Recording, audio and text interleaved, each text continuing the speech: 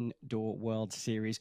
We're here at the Sud de France in Nimes at the archery tournament that we all know, and it's great to be back at a regular spot on the tour. We've got some scintillating matches coming up for you today. I'm Karen Bashir, and joining me for the matches, it's Chris Wells. Chris, how are you? And tell us about this bonus stage. Yeah, hi Karim. I'm doing really well, thank you. And Nimes originally supposed to take place 2 weeks ago alongside the third stage of the Indoor Archery World Series. Had to be delayed because of the COVID situation. It's great though, we get an extra weekend of archery at the end of January. Yeah, it is fantastic to have some more live sport. It's a little bit smaller than we're used to though here in Nimes, isn't it? Yeah, normally there's about 1,000 competitors, 1,200, and many categories for junior, for senior, for masters, crossing all kinds of bow divisions as well. They've gone smaller this year. There's only 100 archers, and we're focusing on the main professional categories. That's because of the restrictions on social distancing and the number of people allowed to compete. Yeah, I mean it's fabulous that we've got live sport, but obviously we've had to adapt across the world and across sport. Talk a little bit more about those restrictions. What can we expect? Obviously lower numbers, but what are the protocols that have been put in place? Yeah, there's simple restrictions on the amount of people that can be in the hall at any one time. The targets have been spaced out a bit, and we spoke to Mike Schlosser a couple of days ago after he shot the top ranking round, and he said that it was a bit weird because it's not quite a normal event. You've still got a little bit more space. You're in your own bubble, but it's good to have other archers, other top-level archers on the shooting line again. Other things that have happened, everyone who's gone there has to present a PCR test, a negative PCR test for COVID. When they entered, mask wearing's been mandatory as soon as you're off the line. Lots of hand sanitization and just general sensible approach and practical approach to making sure that we can all compete safely again. We're getting used to it, aren't we? We might be. I don't know who else is. It is the new normal as it's been dubbed here. Well, look, let's look forward to our coverage today. A little bit of a change up in the order. What have we got coming up? We're going to start with the women's matches. We've got the compound women bronze and gold, recurve women bronze and gold, compound men bronze and gold, and then recurve men bronze and gold. Good to have the bronze medal matches at the same time as well. Normally we've been focusing on the golds. Yeah, so it's interesting that we've got the women's matches coming up first, and hopefully we'll get to talk to the winners as well. So tell us about how World Archery has taken this stance towards looking at new ways of broadcast and new ways of showing archery. Well, we're doing this remotely, Karim, obviously. You're in your house in the south of England. I'm actually in Colombia right now. We've got the competition going on in Nimes. It's a bit of a challenge in some ways. We're having a few technical difficulties while we're stalling a little bit, waiting for the sound to come through. But it just means we'll be able to do so many more events in the future. Deploying this same concept, we're hoping to bring a far wider breadth of archery competition to the fans in the coming years. And tell us about your new initiative to find more expert commentators.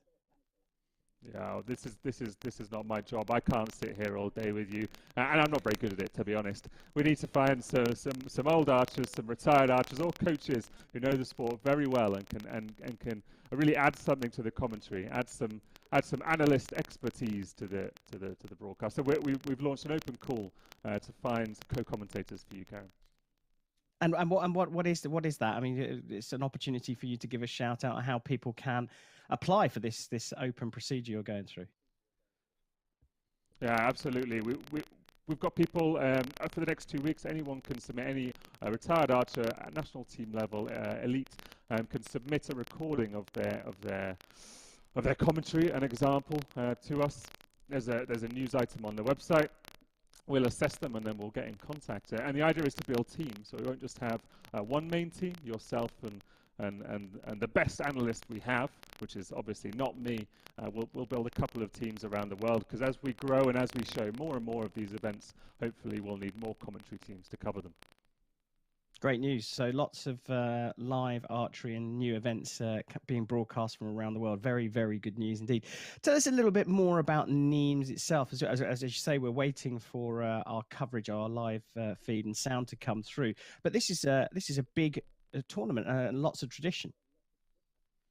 And Nimes has been going on for 20-something years now. Late 90s, there was some tournaments in France that really set the stage, and it all comes out of actually 1992 and an Olympic champion, Seb Flute, the French, young French archer at that time, left-handed archer as well, very important, who won the Olympic Games in Barcelona.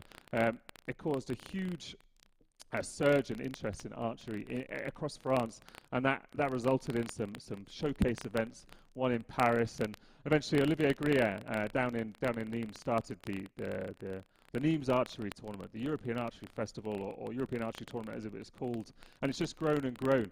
He's at capacity now on a normal year, around 1,200 archers.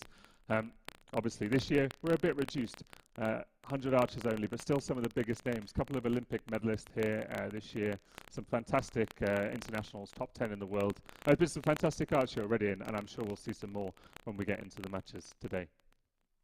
Yeah, are you saying that? I mean, the French have got some archers to cheer on in the medal matches coming up as well, haven't they?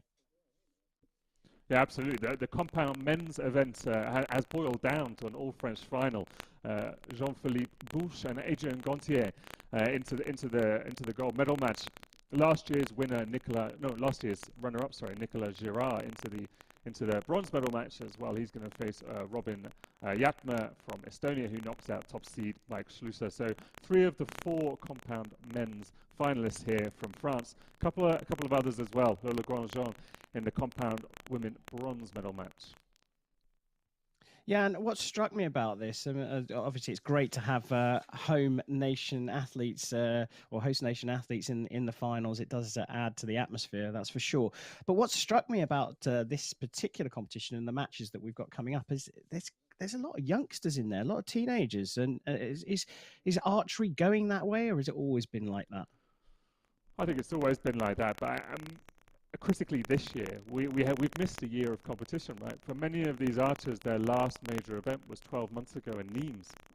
So 12 months later, lots has changed, especially with those who have been able to practice more, who haven't been able to practice as much. And I think we'll see a real surge in the youngsters over the coming year as we get back to tournaments. And we've seen it last stage of the Interworld Series when we were covering the event in Papendal. Gijs Broksma and Laura van der Winkel were the most impressive archers in that small competition with the Dutch team and the Belgian team. And there's evidence of that all around. But it looks like we've got a signal from the site. It certainly does. It looks like we are ready to go. Let's start with the compound women's bronze medal match.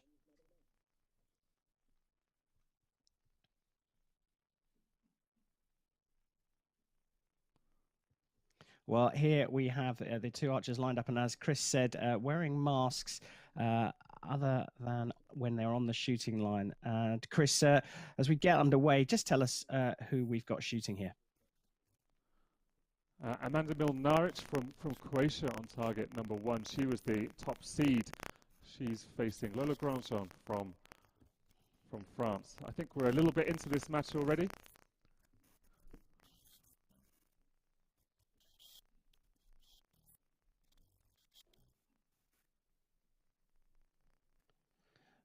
Good first arrows from the pair of them.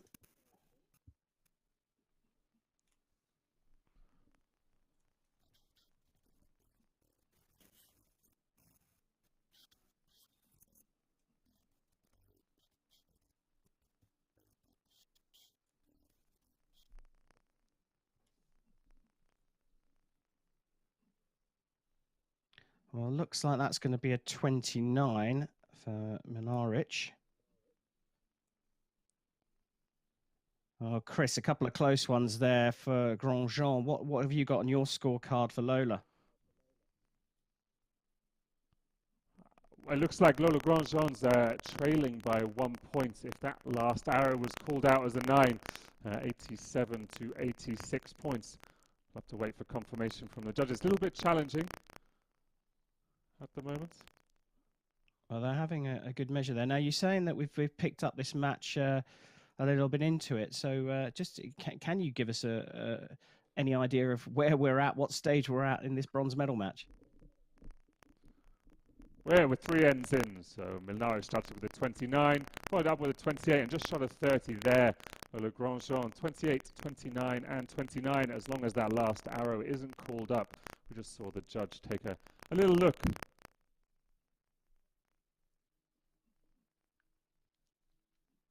Well, masks off. It's time for end number 4.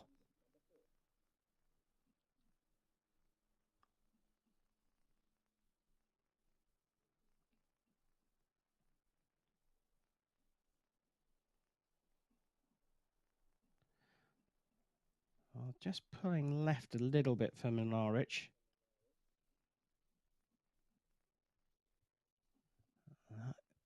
Possibly has clipped the line. I'm marking it down as a 9, but I think that will go to a measure.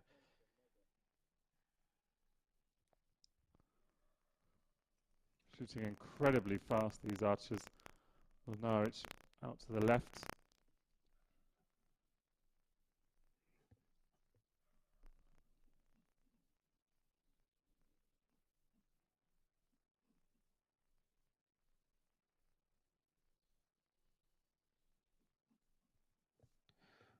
Well, I've got that marked down as 3 9s for Minaric. Opportunity for Grandjean here.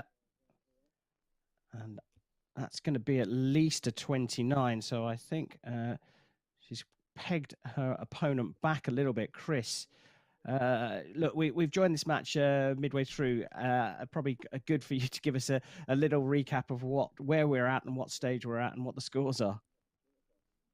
Yeah, all tied after 3 ends. That arrow from Le Grandjean was marked up, so 87. We've just watched the 4th. Minaric, who shot so well up until this point, just shot 3 9s, all coming to the left. Le Grandjean now has a 2-point lead going into the final end. Yeah, so cumulative score in compound archery. So there is a chance to strike back here, but Grandjean has the upper hand as we speak. So Minaric will shoot first in this 5th and final end.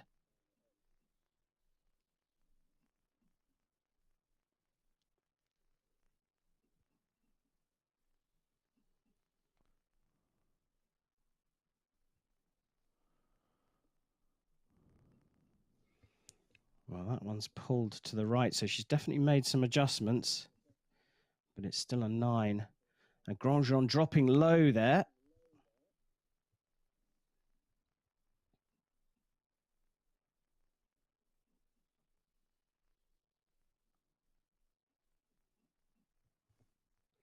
It's just what Minaric needs to put a bit of pressure on Le Grandjean here. But the French archer doing what she needs to do.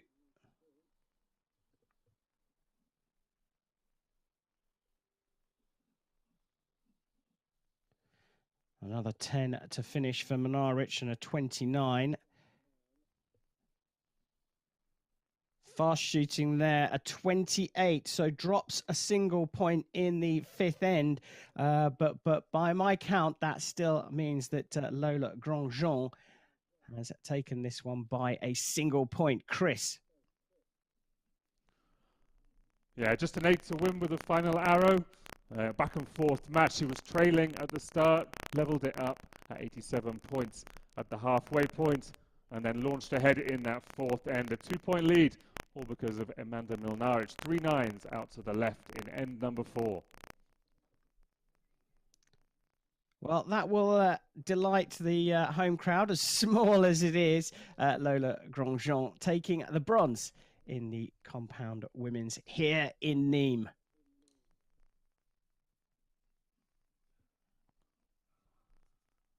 The archers are just making their way off the field of play. Chris, a bit of a spanner in the works right at the start, picking up a match part way through, but we managed to see it out thanks to you picking up on where we were at in the competition. But our first medal in Nimes has been presented, and it will go to a French Archer. Fantastic start. And of course, now the targets will be cleared as we take a look back over that match. Mlinaric looking solid and steady and very calm. There were a couple of times in the match where Grandjean looked like she was a little nervy, but she did enough to take the bronze medal here in Nimes.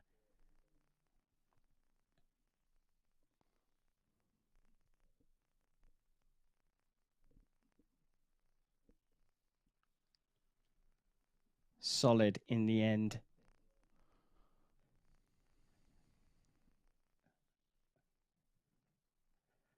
Brilliant shots here from Nimes, really getting used to this new normal in broadcasting archery tournaments, and the delight there clear on the face of Lola Grandjean. She is the Nimes compound women's bronze medalist. Well, we are having some technical difficulties as we have, we can expect these things when we're doing things so remotely. But Chris, a good start and a good start for the French. Yeah, absolutely. Amanda Mlinaric was the top seed in this event, 589 in qualifying. She got knocked out by Lizelle Jatma in the semi-finals. It would have been nice to come back and command. Oh, it looks like we're going to see Lizelle Jatma and Miri Marita pass in the gold medal match now. Yeah, it is indeed time for the compound women's gold medal match.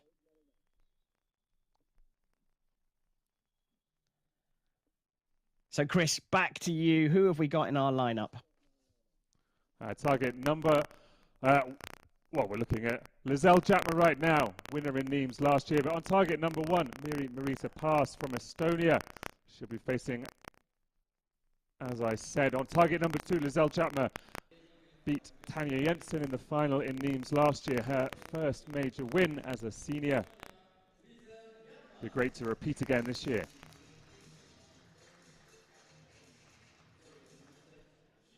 Well, it looks like we've got two very hyped up and ready to go athletes here for this gold medal match.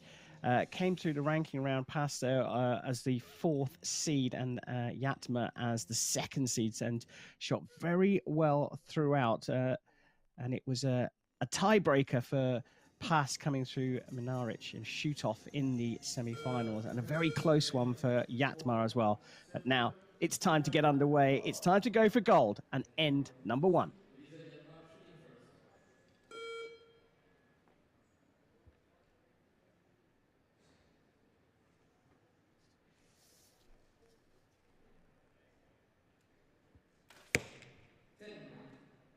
Great start.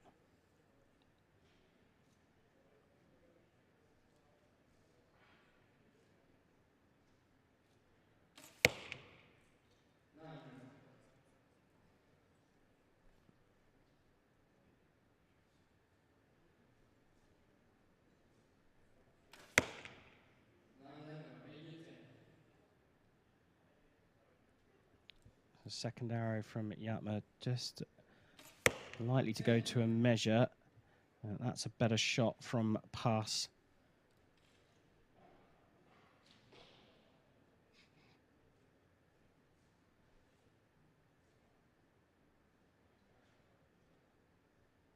Long hold here. And just pulled out into the 9. So a 10 will put Pass into the lead, and that's dropped into the 8. Wow, what a strange first end. A few nerves, Chris? Yeah, absolutely. Miri Marita Pass, not as experienced as her Estonian teammate in the finals arena. It's strange to be calling Lizelle experienced. Just 1 year ago, this was her debut in an arena of this size. She went on to come 2nd at the Indoor Archery World Series final in Las Vegas in 2020 as well. It's been a year since then, and nothing's really happened. So there'll be nerves in both archers, no doubt.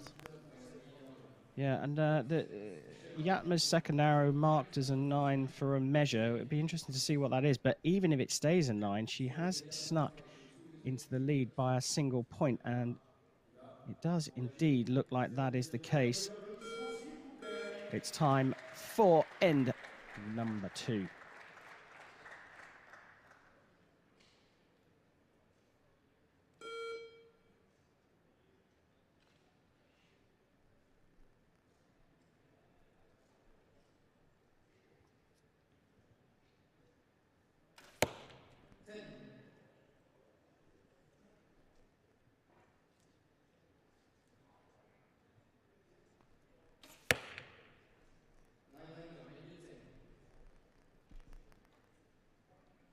Again, that first arrow is subject to a measure.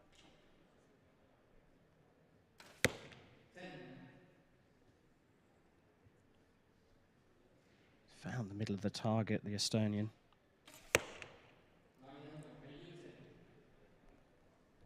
And another one subject to a measure. That looks like it has just clipped the line, whereas the first one looks like it is a clear 9. So a 30 for Yatma, taking on her teammate here.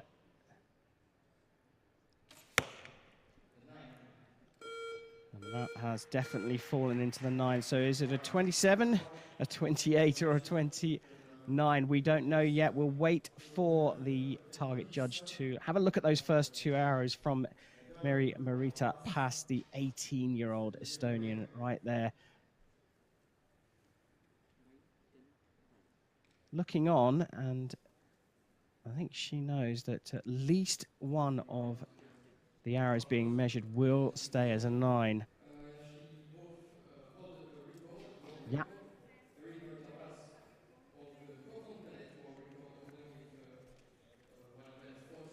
Yeah, Yatma there looking on as well. She's got the first perfect of this gold medal match. Chris, she's looking very solid, isn't she? Yeah, absolutely. Very, very impressive. A year off, but no less confident than she was 1 year ago when she won this event. Now with a 4-point lead. This is when she needs to nail the hammer down, keep the pressure on, make sure she doesn't give this up. Well, let's get on with end number 3.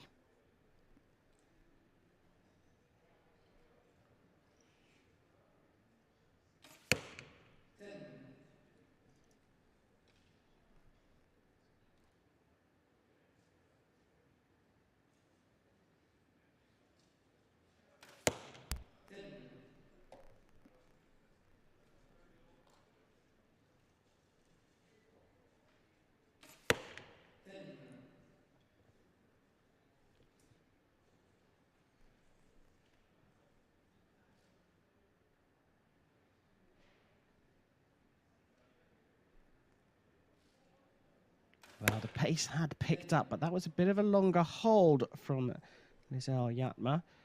Gets another 10. And a perfect for Meri Marita pass. But Yatma is on for her second consecutive perfect score. And she's got it. Another 30 for Yatma. She's found the middle of the target, Chris. Yes, she absolutely has. Just those couple a little bit wayward at the start. No doubt in those last 3 arrows, though. It's interesting as well that the pace seemed to have picked up at the beginning. The first 4 arrows being shot very, very quickly, and then it just slightly slowed down for the third one. Again, a sign of nerves, perhaps. Yeah, when you're concentrating more, when you're worried, you tense up. You know, especially in these situations in the arena. There's no spectators. It's not the atmosphere we know and love about Nimes, but it still matters. It certainly does. And it is now time for end number 4.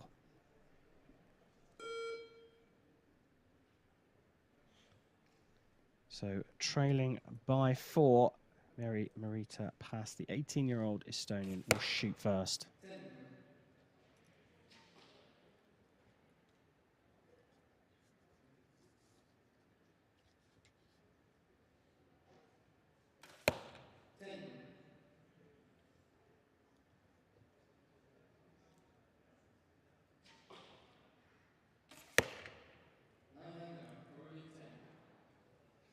Well, another mini opportunity for Lizelle Yatma to extend her lead here.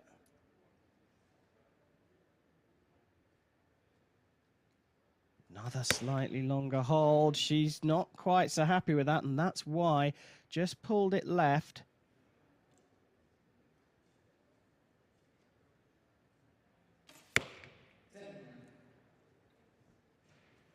So a 29 for pass.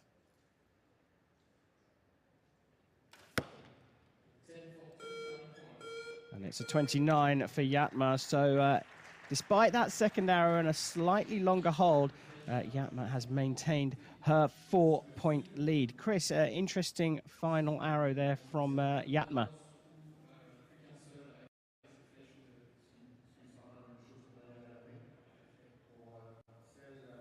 Well, looks like we may have temporarily lost Chris there, but it is Yatma leading by the 4 points that she came into the fourth end there. The pace had picked up a little bit, but nerves starting to play their part. We look down at the beautiful arena here in Nimes that they've put on with a big screen right in front of the archers as well. Well, we've had we're 4 ends. And it looks like we're ready to get underway. Yatma leading. It's time for end number 5.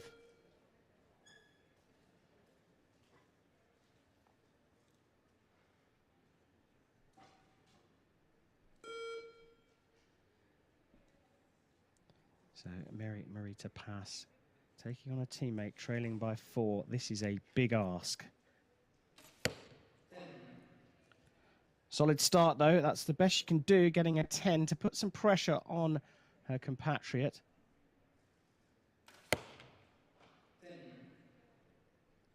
Just clipping the line there. This is when the pressure's really built in the fifth end. This is when the leader can make those mistakes. Yeah, but it's Pass who's just dropped a point there, opening the door again, but another slightly long hold and another clip of the line, and it's another 10. Can Pass finish with a flourish?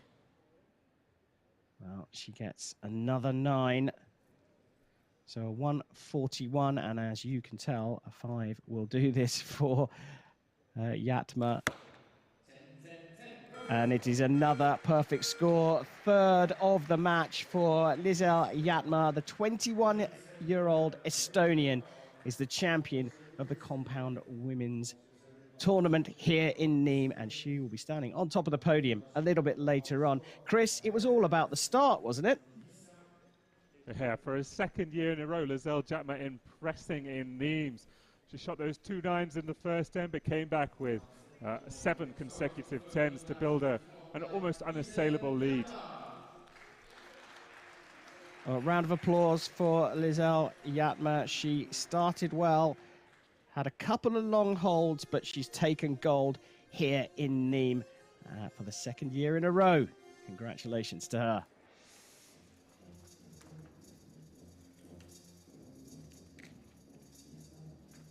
Well, they'll know each other very well, and they'll go home with gold and silver here from this Indoor World Series tournament, this bonus stage of the Sud de France Nimes Archery Tournament.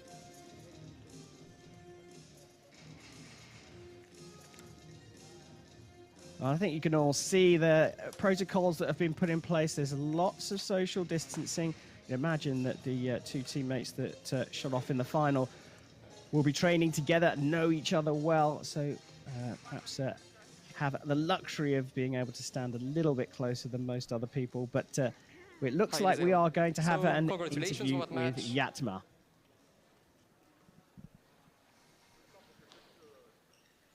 When we take a look back actually at the match, they are lining up an interview with Lizel Yatma. It'd be interesting to hear what she has to say about that tournament and, well, how tricky it is to take on your compatriot in a final. But she shot so well. So congratulations for that match, for that gold medal. How does it feel to defend your title here? It feels great, but I'm still nervous, so it takes a little bit of time too. Okay, thanks. You shot a lot of 10s in the middle of the match. Did you feel comfortable? No, my hands are still shaking. Okay, a bit stressed, it's normal. Are you happy with your performance on that tournament? What? Are you happy with your performance on that tournament? Yes, I'm really happy. So thank you, congratulations again, and good continuation. Thank you. Thanks. Congratulations indeed. Still very nervous, and you could tell in her voice a little bit of a wobble there. It's always nervy for a final, but in these strange times, I think the nerves have been amped up a bit. Chris, you know Yatma very well. Well, I know her only as well as we know her from Nimes last year. That was her breakout performance. And she was fantastic then. She was fantastic in the Indoor Archery World Series finals just a couple of weeks later. And it was almost robbed from her, her breakout year in 2020. Hopefully with events coming back in 2021, she'll get a chance. This win in Nimes early in the year. She can take advantage of this momentum, take it into the outdoor season when we get back to the World Cups, back to the world ranking events, and hopefully build off a fantastic start to the year. Yeah, it's not a bad result after a year of little competition. Lizelle Yatmat taking gold here in Nîmes, as Chris said, for the second time. This bonus stage is at a place that many archers know, huge amounts of tradition, but we're breaking from tradition here, and we are now switching from the compound women's medal matches to the recurve women's matches. It's time for the women's recurve bronze medal match.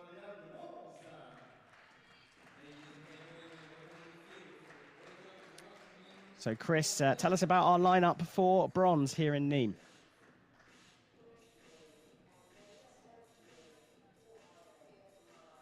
Yeah, two experienced archers. Well, one more experienced than the other in this bronze medal match. Fantastic to have some different archers on the televised matches again, having had such small events over the last couple of months. Over there on target number 1 from France,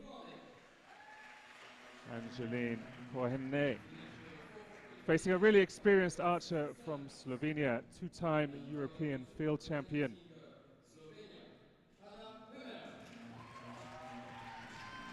Anna Uma, fantastic story about her winning that first World Field Championship. She lost her father just a couple of days before. Was really emotional victory.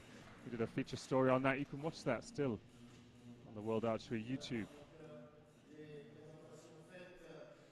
Yeah, lots of great content there to pick up on. Here, these two athletes shooting for bronze. And the range is clear. It's time for set number 1.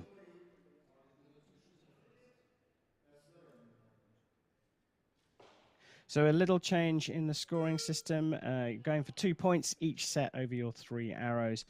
And it will be Anna Uma from Slovenia to get us underway.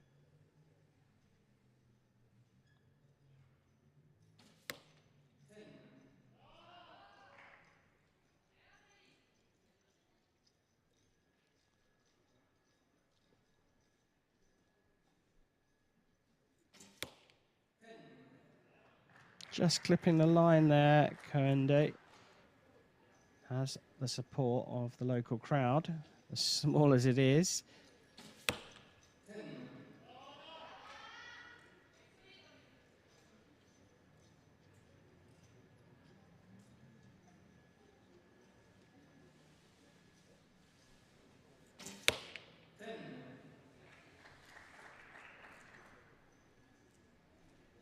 Solid start from the pair of them here. Took the words out of my mouth there, Chris. Little bit of a wobble there, and look at the result.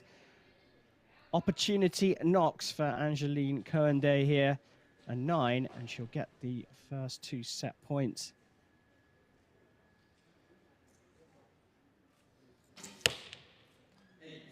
And she's pulled it out into the 8 ring as well.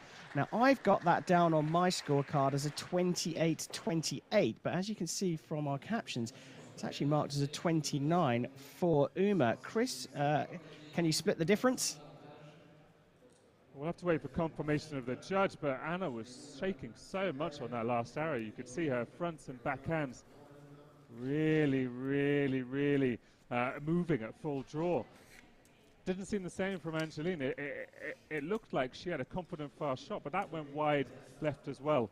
It looks like from the arrow hole that arrow on Anna's bottom target did clip the 9. We'll need to have confirmation of the scores to know for sure. Well, I think you're right. That final arrow went to a measure. But it's time for set number 2.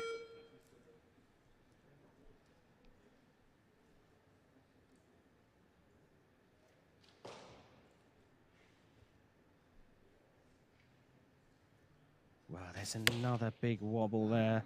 And that's clipped up onto the 9. I think from the fact that we know that Uma shot first in this second set, the scores are still level.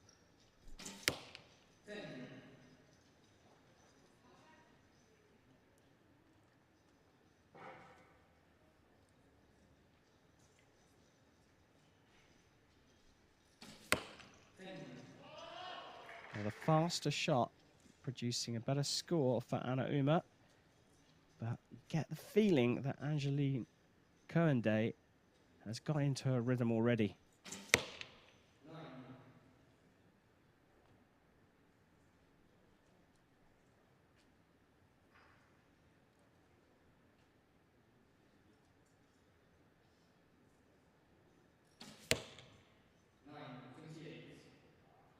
So 28. Opportunity knocks here for Angelique Cohenday, a 10 to get the set points. And it is a 10, so by my calculations, it will be 3-1 to Angelique Cohenday after the second set. Chris, a lot of nerves and tension in Uma from Slovenia. Yeah, she managed to control it on a couple of those arrows, but with that camera angle, you can just see her arrow under her clicker is moving a lot, and that front shoulder isn't solid. She was much better on the first 2 arrows of this match. She needed to calm down again, dial back in if she wants to take this all the way. Now trailing 2 set points after 2 sets. Yeah, I mean, the set system does allow for a natural reset after your groups of 3 arrows. So there is a chance here for Anna Uma to get back into this, but she really has to shake those nerves. It's time for set number 3.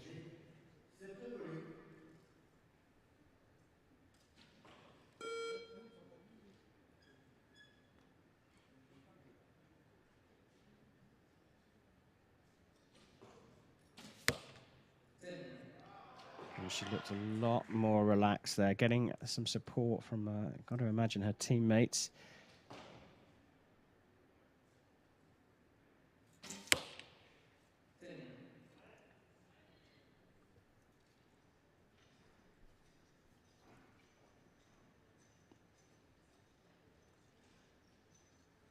You can see that front arm shaking there. That's a close one. I guess that's going to go to a measure marked as a 9 for now.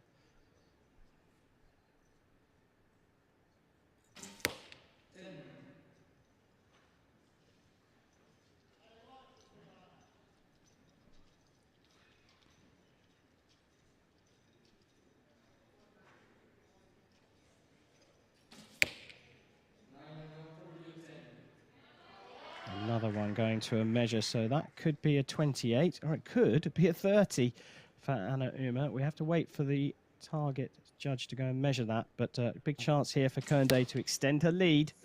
Oh my goodness me, that's gone out into the 7 ring, so a 27. I think she has just allowed her opponent to level things up. Chris. Yeah, she had a huge opportunity to take it with that last arrow, but just like that first set, the arrow that would decide it swung left. You'll see that in recurve archers especially, that they have a tell on the target. Depending on what the pressure is, if something tenses up, the arrows will go to the same kind of direction if they're under pressure, and they haven't controlled that pressure well. Judge not taking a close look at Anna Uma's arrows. Obviously easy to decide whether they're in or out. Yeah, it looked like one was a clear 9 from the arrow hole, but it was enough to take the set points. It's 3 apiece, all things square as we go into set number 4.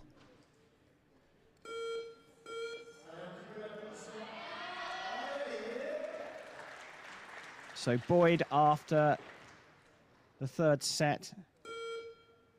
Anna Uma will shoot first in set number 4.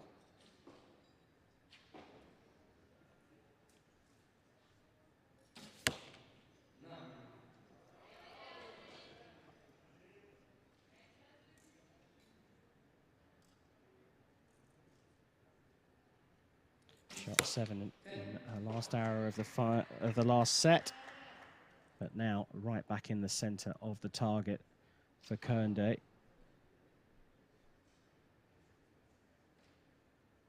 You see that tension in that front arm there, but the quick release, Chris, seems to be working much better for Anna Uma.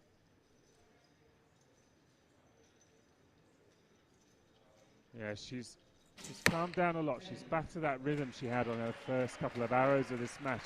It's working much better for her, but as the pressure builds, Angeline's doing the same. Wow.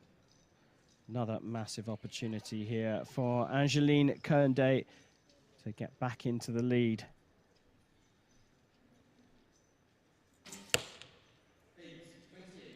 An 8 is what she needed. She snuck it by a single point in set number 4, but she goes back into the lead in this bronze medal match. Angeline Kernday leading 5 set points to 3. It's a battle of the nerves for Anna Uma, isn't it, Chris? For both archers, and you could see on that bottom target for Angeline, her third arrow, it went left once again. Now we say archers have a tell in the target if they get that pressure building up and they tense up and their technique doesn't quite execute as they intend it to. But it could also be the angle of the targets. They don't have to shoot in the top, middle, bottom order, but both of these archers struggling a little bit on that bottom target, or their third arrows, but it could be the angle. Yeah, interesting point there. They get to choose which order they shoot in. And it's Angelina Kernday leading 5 set points to 3 going into the 5th and final set.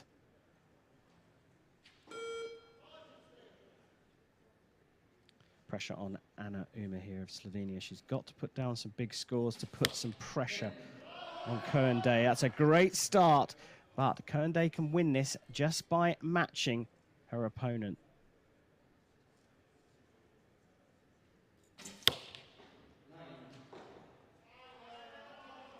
Mini advantage to the Slovenian.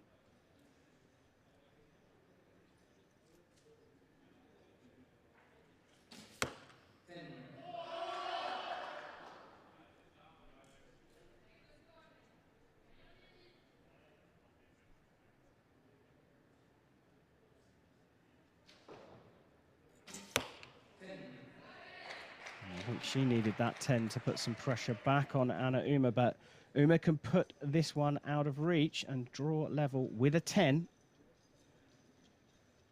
Big nerves here.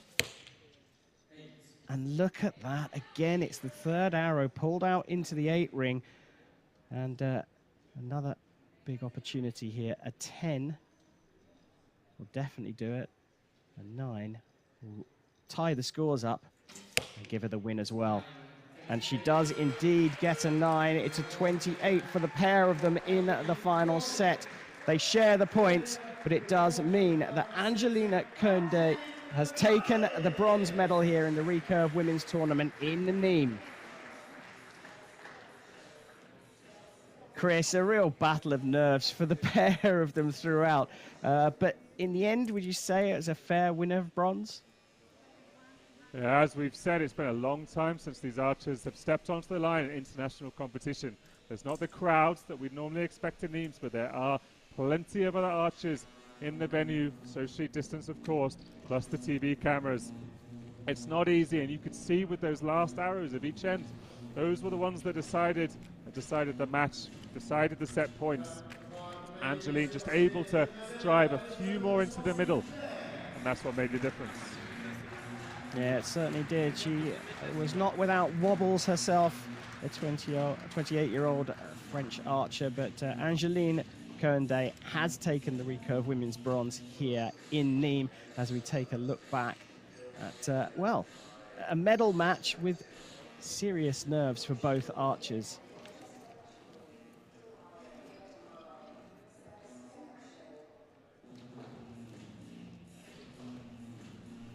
Anna Uma, the 30-year-old Slovenian, had to battle with her nerves throughout the match. We saw on a number of occasions the shaking front arm. It seemed to me that the quick release from Uma produced the best scores, and in the end, it wasn't just enough to take out Angeline Koende, French archer, with bronze here in Nîmes.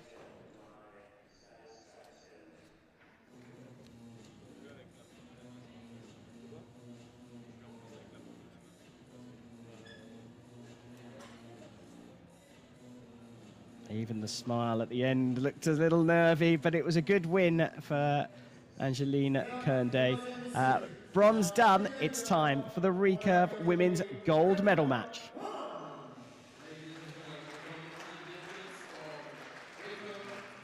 Well, Chris, a lineup that we're a little bit more familiar with.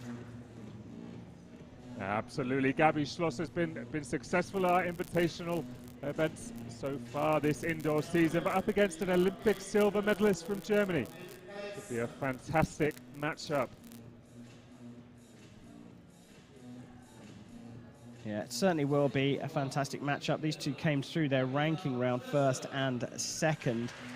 There is Gabriele Schlüsser.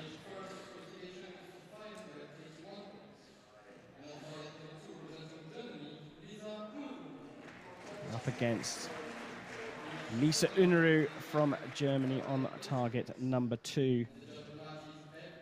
Chris, can you put your hat on this one? Is there a favourite here? No, not at all. Gabi's been great so far this indoor season. Lisa recovering from a shoulder surgery in 2020, one of the few archers who benefited from the delay to the Olympics to get that sorted. Well, here we go. It's time for set number 1 in this gold medal match.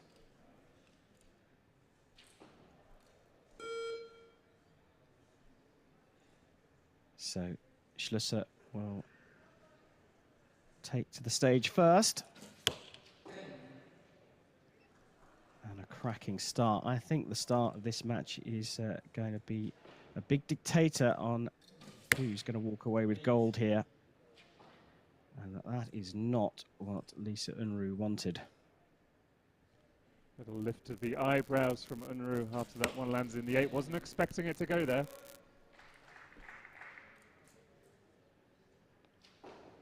What adjustments has the German made? Well, the right ones. That's bang in the center of the target.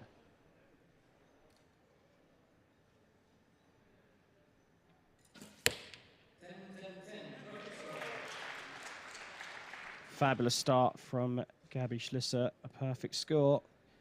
She'll take the first 2 set points, but that's an important 10 from Lisa Unruh. Chris, that first arrow, you said she didn't expect it to go there, so you got to.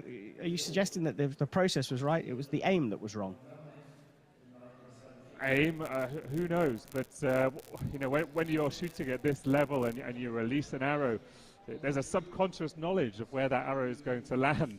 Yeah, if it's a bad shot, you know it's not going to be in the middle. You'll kind of know before it lands where it's going to hit in the target. And Lisa, she just lifted her eyebrows. It kind of suggests right in the 8 wasn't what she thought. It suggests it was a good shot, just didn't land where she aimed, perhaps. Yeah, well, she corrected it with 2 10s, but trails as we go into set number 2.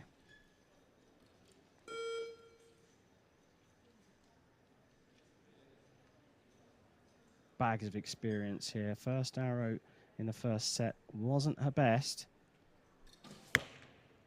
But if anyone can recover, it's her, and it's another one going out into the 8 ring, and both of them going right on that top target for Lisa Unruh.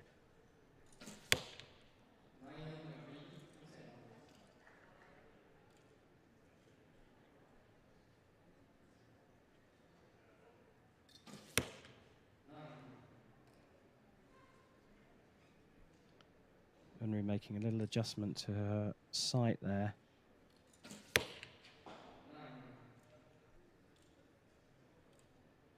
Two 9s for Schlüsser is enough for her to have a 1-point lead at this stage. 1 arrow left for the pair of them in this second set.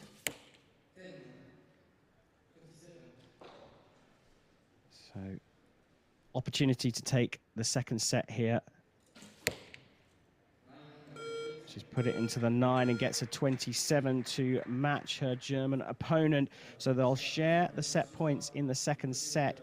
It does mean that Schlosser still leads by 3 set points to 1. Chris, it was interesting first arrows in both the first and second set from Unruh. Yeah, another arrow out to the right in the 8. We didn't see her reaction that time around, but Gabby looks very relaxed and a bit dangerous, really. She was just kind of letting those 9s hit the target, and she ended up, you know, not taking advantage of that 8 at the start of the step from Unruh. Gabby, even if Unruh is not on point at the start, needs to take advantage early, otherwise she'll end up in a similar situation. Yeah, very true, very true. But it is Schlosser that leads. She is 3 set points to 1 up, and it's time for set number 3.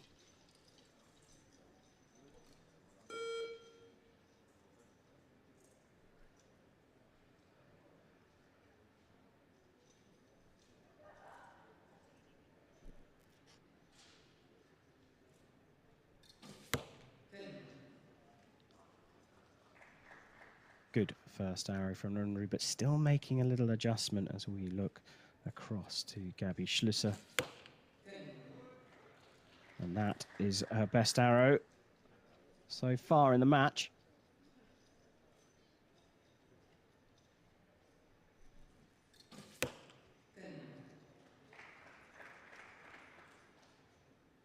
Unruh's settled and has found the middle of the target. She's still making tiny little adjustments, though, to her sight. I think Schlosser was happy she got away with that. That looked like a little wobble at the end of the release.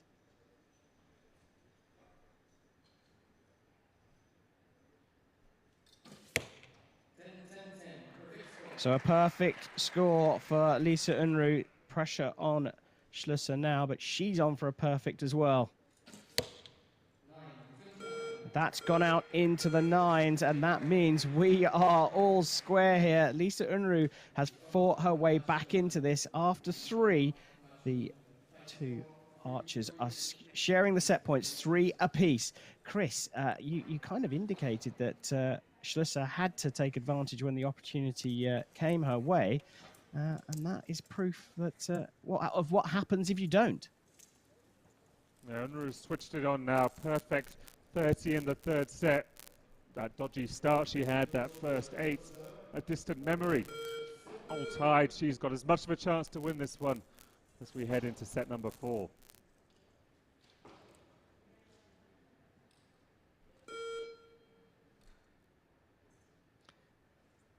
So we switch back to Schlosser shooting first in this 4th set.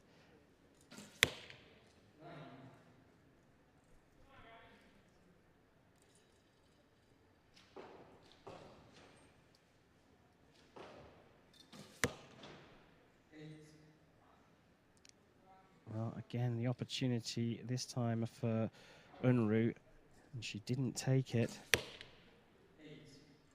And another one going wide. There's something going wrong with Schlosser. She's not quite releasing as well as we're used to. So a massive opportunity here for Unruh to take the lead. Well, a 10 to finish, but it's a 27, a 9 for Unruh to share the points, a 10 to take the lead.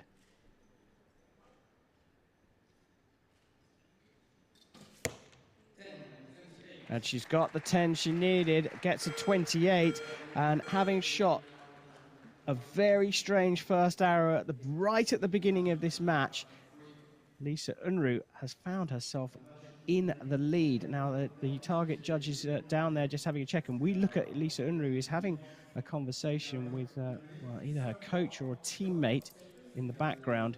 That she very much has taken command of this match when it looked like all was lost right at the beginning.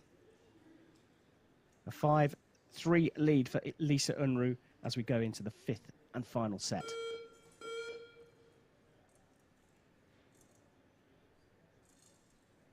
Well, Gabby Schlüsser here has to put down big scores here, has to put some pressure on Lisa Unruh.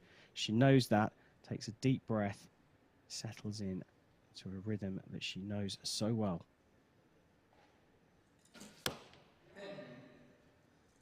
Back in the center for the Dutch archer.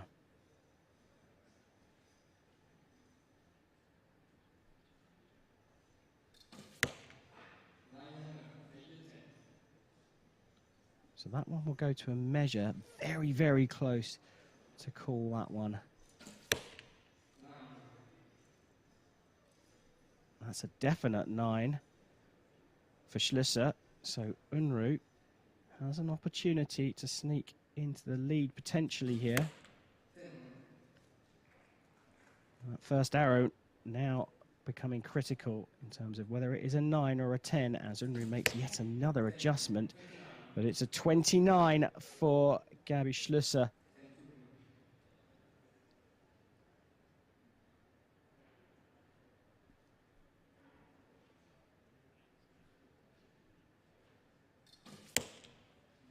Now that is in the 10 ring. That means that the set points are shared, which will be enough for Lisa Unruh to take this one 6 points to 4. But that first arrow is subject to a measure, and Unruh could have taken both set points. Fantastic finish by Lisa Unruh. 8 at the first arrow of the match. Again, a distant memory. She did a couple all out to the right, but it's all about the finish. It's not how you start, it's how you finish in RECURVE archery especially. Fantastic win from Lisa Unruh. Yeah, great stuff there. Waiting for confirmation of the score. It looks like it was a 10-10-9. So it was shared set points in the 5th and final. So Lisa Unruh takes the RECURVE Women's Gold 6 points to 4. Well, photographs done. A brilliant match and a strange start for Unruh, but as Chris said, it's all about the end and finishing well, and that's exactly what the German did.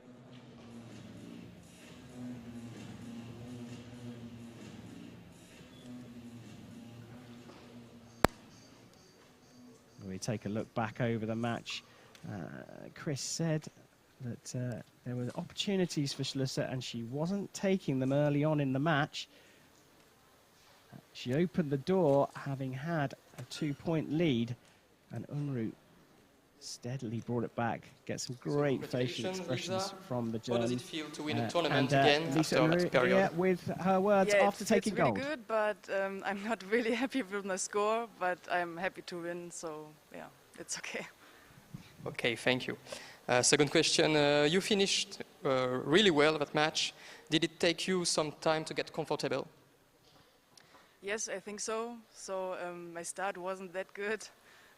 I don't think that I never shot so many 8s in the final, but after this I was thinking on my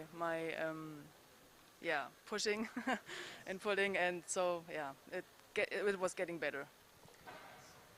Last question, thank you. Did you expect to win here in Nimes in that edition of 2021? I was thinking about it, and of course I was thinking about to shoot the gold medal match against Gabby. So it happens, but I don't think to win. I'm just thinking on my focus to have a good technique and so on, yeah. Okay, and so it goes well. Thank you very much, Lisa Unruh. Congratulations for that gold medal. Fabulous performance and a good lesson for all archers around the world. You can recover from a dodgy start, using Chris's words. Started with 8s in the first 2 sets, but pulled it all back together, focused on her rhythm and her process, and Lisa Unruh has taken the Nimes gold medal.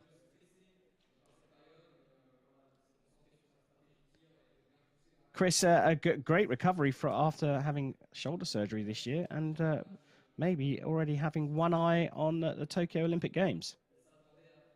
Yeah, there's a lot of change in the German team this year. Elena Richter announced a shock retirement because of the delay to the Games.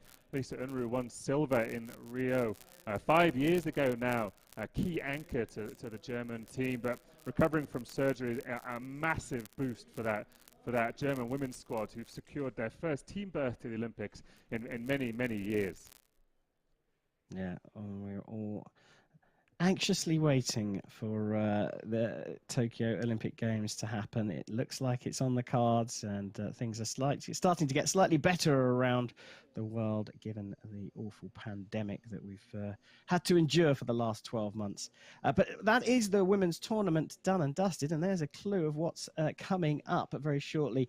We are going to switch our attention now to the men's side of the competition, and it will very shortly be time for the compound men's bronze medal match.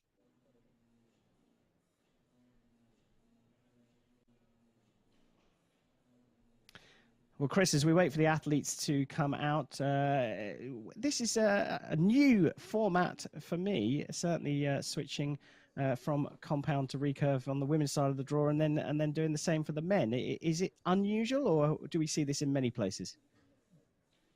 And Nimes kind of existed long before the Indoor World Series. Nimes was one of the founding events on the circuit, along with Las Vegas. It's had its way of doing things for a long, long time. So this is the format they choose to use, and you know, it's fine for us. A few changes this year, obviously. Normally we're in the main hall and the sports hall over the other side of the road. This year we're in the Parkers Expos. That's because the event's smaller. Normally the archers are split over the two, and then the main sports hall is used for the finals when we get to the latter stages. This year everything's in the Park. There's Expos, which host the trade show. Again, very much reduced this year. So everything looks a little different, but they've stuck with the same format: women, then men. Yeah, it's interesting. I like it. I think it's nice to have a switch up every now and again. Now, I alluded to the Olympic Games in Tokyo. Any news from the archery calendar as we look forward to Tokyo? Yeah, absolutely. We've got our provisional calendar for the Hyundai Archery World Cup confirmed.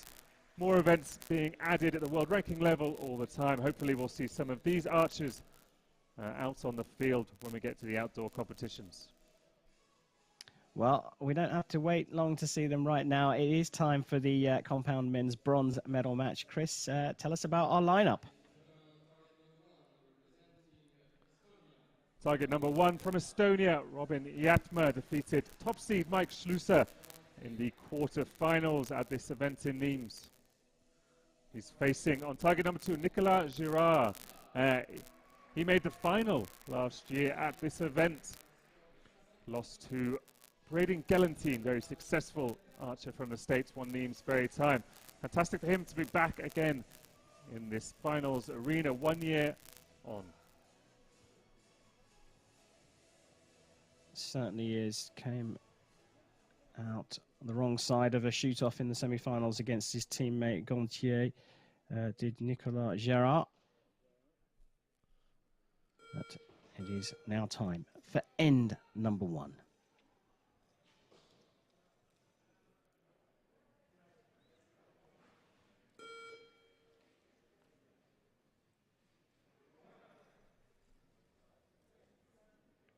Nicolas Girard just getting himself ready there.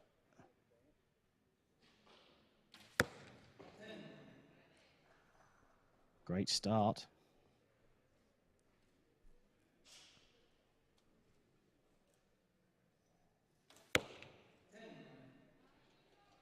Matched by Robin Jatma.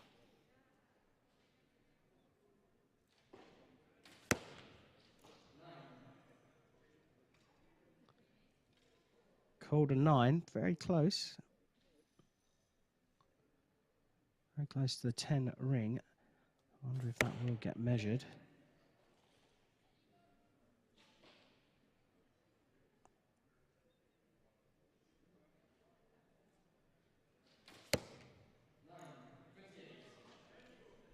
So 28 called for Girard.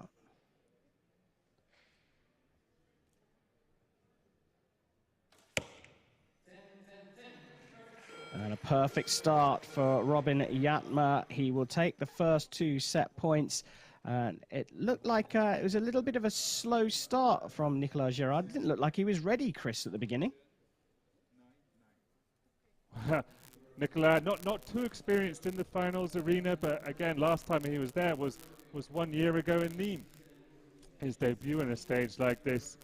There's a little more pomp and circumstance around competing in the arena as opposed to competing in the normal eliminations which they've been doing up until now. And obviously, in the current climate with the COVID restrictions, even more movements, even more things to know what to do. Got to get comfortable out there.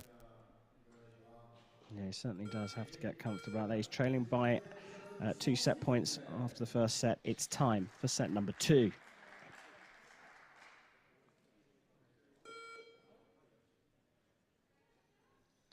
Well, end 2 here with Girard trailing. He will shoot first.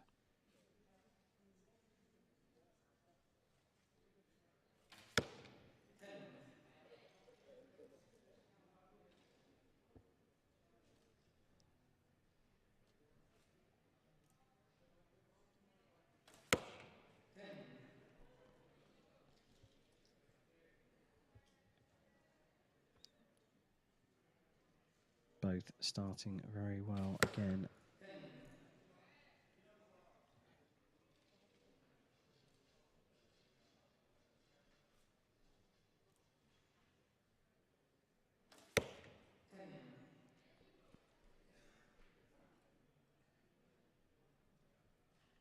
Both on for perfect scores here in this second end. Just clipping the line, and that is a 30 for Nicolas Girard.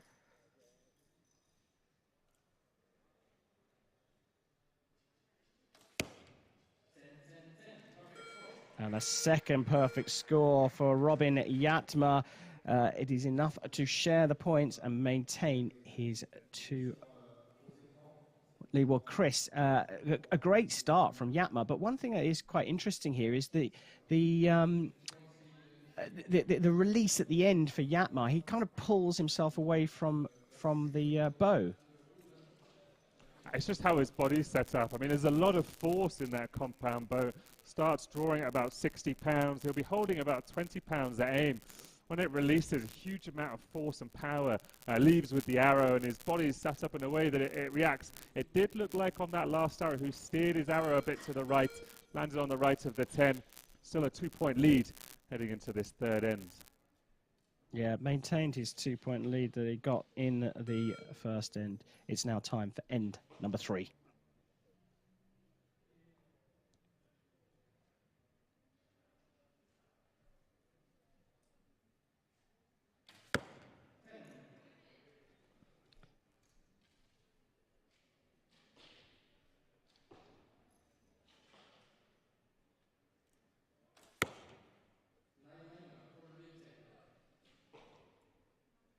Marked as a 9. I suspect that could get marked up, though. It looks very, very close to the line. Girard, no question there. He's found the center of the target. That is his 5th 10 in a row.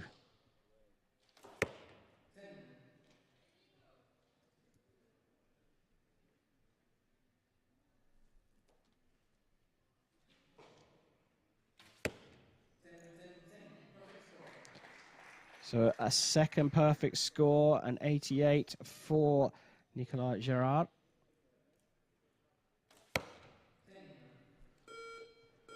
Well, that's currently being marked as a 29. Chris, your thoughts on that very first arrow from Robin Yatma? Now, all the arrow has to do is break that black line of the 2 centimeter 10 ring, and I think he's done so then. Perfect 9 arrows after 9 arrows of this bronze medal match in Nimes. We saw Yatma do something similar when we had the Invitational of Holland to start the Indoor Archery World Series season. He ran Mike Schlusser almost perfect, almost all the way through that match, but just struggled in the last end. See if he can hold it together in this one. Yeah, interesting to see what comes back from the target judge. It looks like it is Nicolas Girard going to shoot first in end number 4.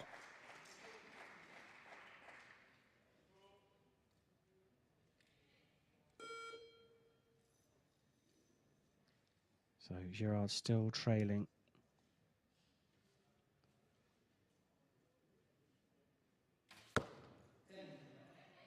But he has found the middle of the target. So Yatma has to stay on point here.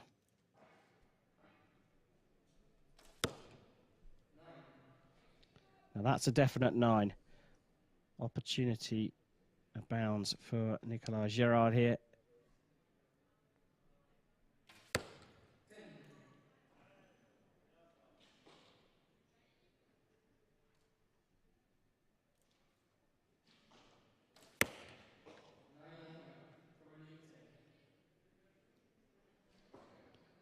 It's a second arrow subject to a measure for Yatman. He made a little adjustment. And it's another 30 for Nicolas Girard.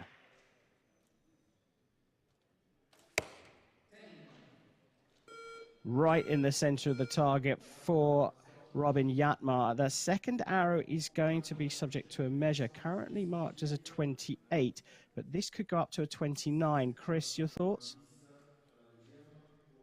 Yeah, I think it'll be a 29 for Robert Yatma, but it's a definite 30 for Nicolas Girard. All he can do now is shoot those 30s and hope Robin drops points. It's easy to chase when you're in a compound medal match because there's nothing else you can do. If you don't hit the middle, you've got no chance of winning. Robin's got all the pressure on in this final end. He's got the advantage, and he's got to keep it through 3 arrows. Yeah, so by our count, we've got Yatma leading 119 to 118. You could see the target judge having a very close look at those 2 9s from Yatma. We think one will get marked up and one will stay as a 9. But the hunt is fully on for Nicolas Girard as we go into the 5th and final end.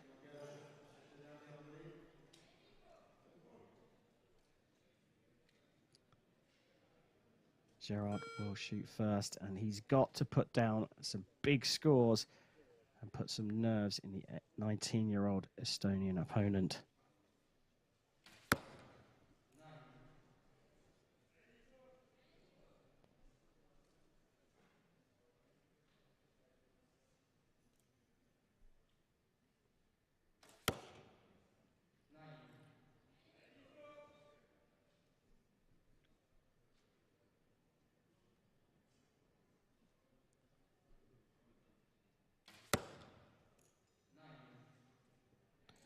Well, the nerves starting to show on both archers.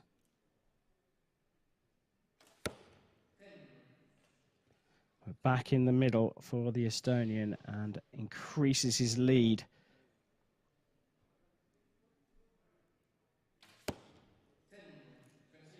Just clipping the line, so a 146 for Girard. Big opportunity to take the bronze here in Nimes for Robin Yatma. And he is in the middle of the target. It's a 148 plays 146, and it's the 19-year-old Robin Yatma who has taken the compound men's bronze. Well, Chris, another big wobble in that match for Robin Yatma, but he just about clung on and pulled it all together at the end. 148 in an arena is nothing to sniff at all. Nicolas Girard did everything right after those first 2 9s in the first end until we got to the last end, and he just couldn't keep the pressure on. Had an opportunity to come back, but Robin Yatma, well-deserved win in this compound men's bronze medal match in Nimes. Great performance, as Chris said, a 148 out of a 150 is a phenomenal score, especially after such a period without normal competition. Robin Yatma will be on the podium a little bit later on today, collecting his bronze medal. And we take a look back over the match. And look, it wasn't too bad from Nicolas Girard either, was it, Chris? He shot very well. Yeah, outside of the first end and the last end, he was great. He didn't miss the middle. You know, a nervy start is can be expected if you haven't had experience in the finals arena and after this 12 months of hiatus from competition. But the critical thing was at the end, when he had the opportunity to keep the pressure on and at least force a shoot off, he put those first 2 arrows of the fifth into the 9 as well, and that just sunk him. Yeah, it did. It certainly did. A tough match there. Congratulations, though, of course, to Robin Yatmar, who's taken bronze. So we're going to turn our attention now to the compound men's gold medal match.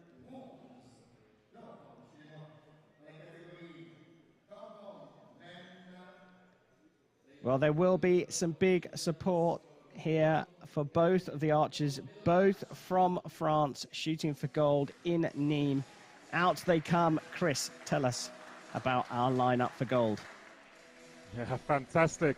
For the home crowd, as small as it is, would be fantastic if we had the normal 2,000-3,000 spectators that we do in Nimes in the main arena every other year. Both French archers here. Some big names in Jean-Philippe Bouche on target number 1. Won the 3rd stage of the Indoor Archery World Series remote, shooting a 599 out of 600. Shot for the French team for the last few years. Very, very talented archer. He's up against Adrien Gontier. Been on the French team a few times, notably at the European Indoor Championships when it was held in Vittel. Had a great result there, but not a consistent performer like Bouche has been. Well, big opportunity here, and Gontier came through a shoot-off, having shot a 150 against his teammate Gerard in the semi-finals. They both shot 150s, and they both shot 9s in the shoot-off, but Gontier took it to get his place in this final. And it is now time for end number 1.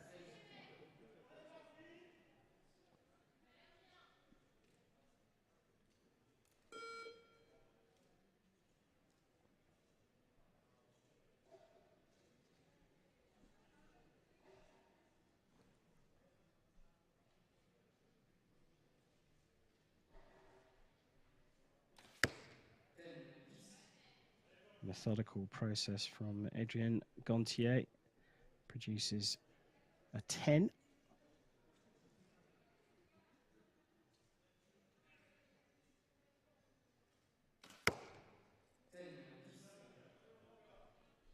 Matched by Jean-Philippe Bouche.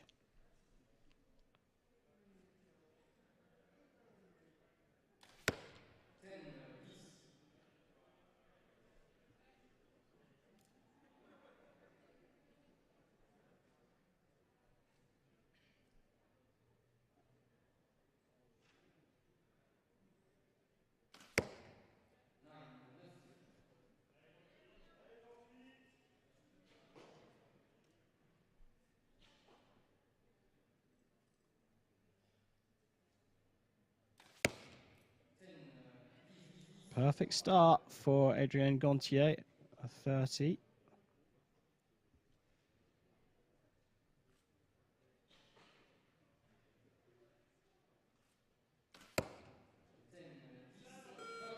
And it's a 29, not a bad start from Jean-Philippe Bouche, but it is Gontier who will take an early 1-point lead. Chris, what's interesting about this is obviously we've got 2 French archers up against each other.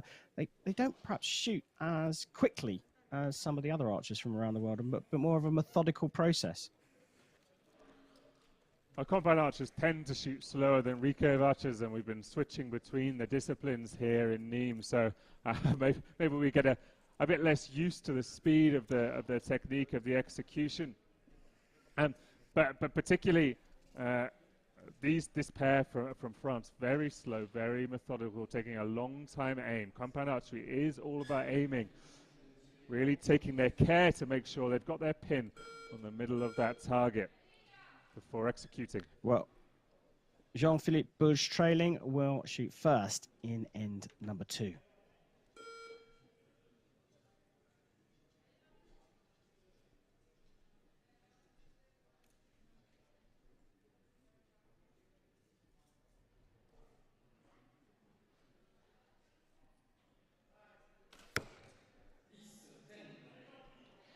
Well, a much longer hold from Bush, but it produces another 10 for him.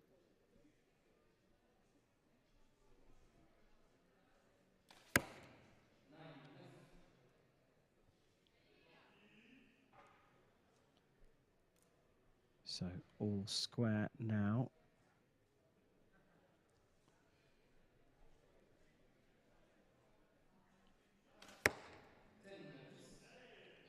Well, Bush didn't look happy with that, but he's got a 10.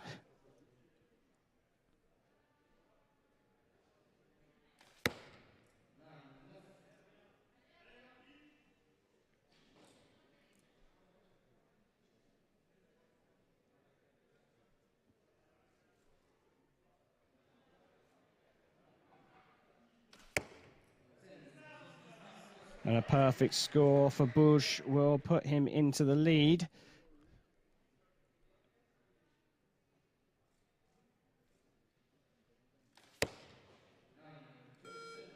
3 nines from Gontier, not the best end for him. He trails now by 2 points, having had a point lead. Chris, what is going on with Adrien Gontier? Oh, he started so fast, so well, 3 10s. All of those arrows just a little bit out in the second end. Top one a bit high, bottom one a bit low, middle one quite far out. I mean, they're small mistakes, and they're probably on aim, to be honest. Perhaps a little bit of nerves after such a strong beginning to the match. Needs to calm himself down if he wants to claw his way back into this one. Yeah, cumulative score in compound archery does give him that opportunity, but it was an end he'll want to forget, and he'll shoot first in end number 3.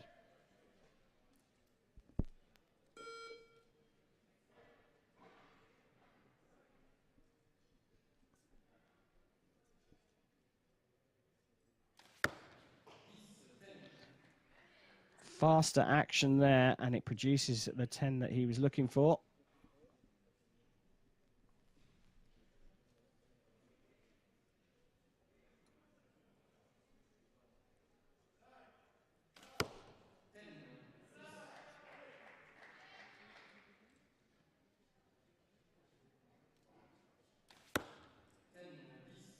Again, another quick draw and release, and another 10.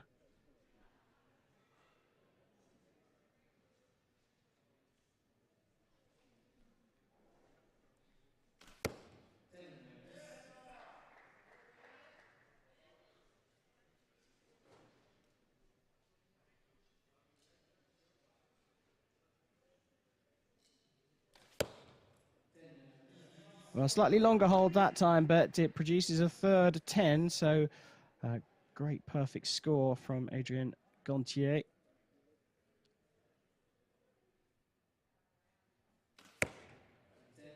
Matched by Jean-Philippe Bulch, and so Bulch will maintain his 2-point lead, leading by 89 to 87. Chris, it looks like Adrien Gontier's just upped the pace of his process. Yeah, I think he just got nervy in that second end, had to step off the line, give himself a moment to settle down before he started in the third, but he did really well. That first confident shot with the 7th arrow, the first shot of the third end, went straight in the middle, and that's going to give him so much confidence to come back into this match, even if the two of them seem quite relaxed, chatting away behind the line. Obviously no coaches due to social distancing restrictions, so there's none of that interaction behind the shooting line. The archers have only got themselves or each other to talk to. Well, signs of a recovery from Adrien Gontier, but Jean-Philippe Bulch still leads as we go into end number 4.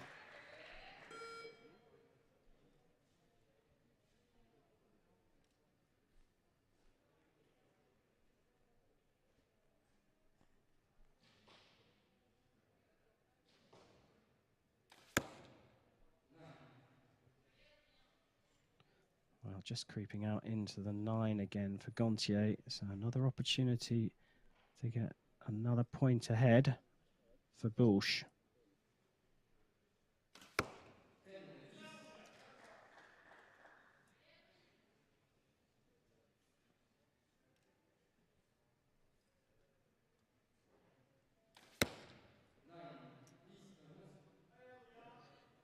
Both first 2 arrows from Gontier just creeping out to the left.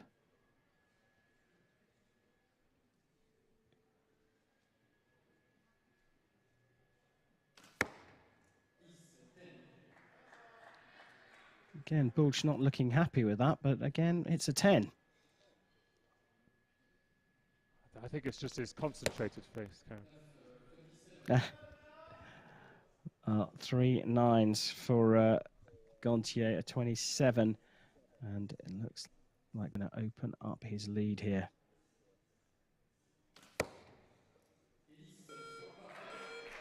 Well, just clipping the line, so it's a third perfect score for Bulch, and 119 plays 114. That lead really has opened up. Well, Chris, are you saying it's a look of concentration, which seems to be working for Jean-Philippe Bulch? Yeah, very, very quiet guy. Big presence, hugely long arms. His arrows must be exceptionally difficult to source because they're monsters in the bow. Really concentrated guy, quiet guy, really, really focused on delivering in this match. He's got such a big lead here. The last 3 arrows are a battle with himself rather than Adrien Gontier. I want to put on a show, finish strong. Opportunity at 149 if he doesn't miss the middle through the rest of this match.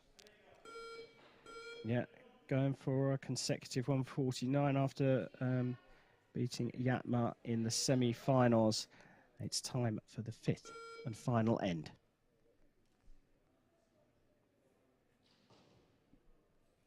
So trailing by 5 points, Gontier will shoot first, and he has a mountain to climb here.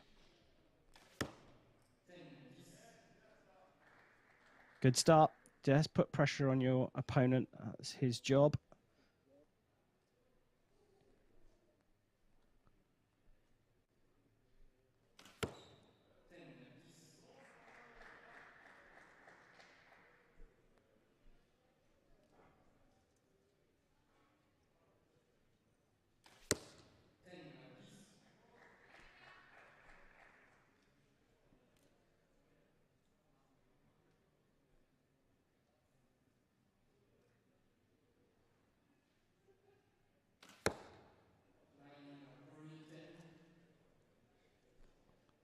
Well, called for a measure. Looked pretty close to a 10 to me. And it's a perfect finish for Adrien Gontier. A 144.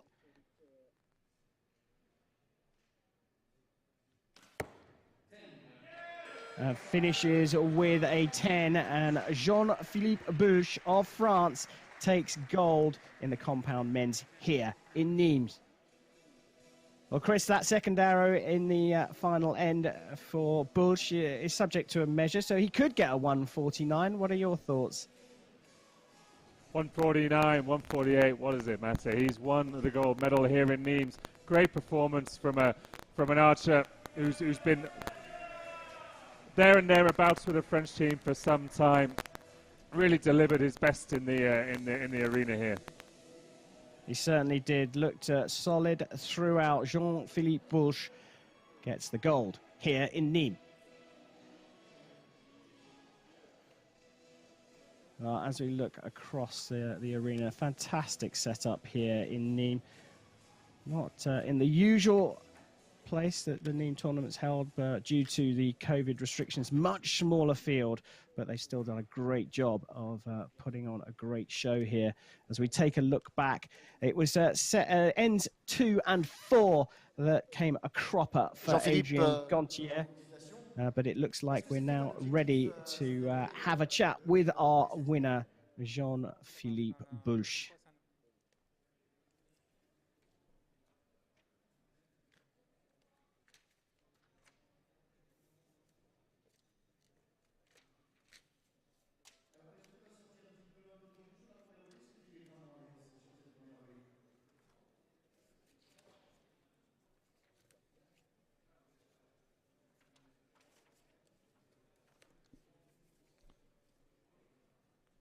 Ça laisse un peu de temps, il faut me laisser un peu de temps pour les avoir. Prochain objectif? Le FITA, on va dire, une saison extérieure, s'il y en a une, on verra. Donc il faut manier les entraînements et On verra bien. Félicitations. Félicitations indeed. That's about the only French word I understood in that interview. Chris, did you capture any of that? Oh, it seemed to have a little disconnect with the sound, but he did say that he's looking forward to the outdoor season, looking forward to delivering some of the same performances on the Hyundai Archery World Cup, and again a member of the French team, I think, for 2021.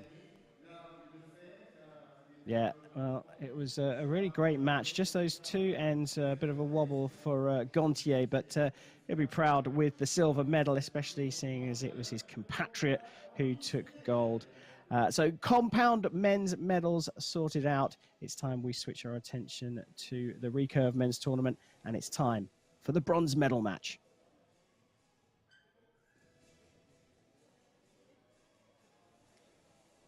Well, we're just waiting for the athletes to come out onto the field of play, but as you can see, the French have one athlete to support here in this bronze medal match. And here they come. Chris, tell us about the lineup.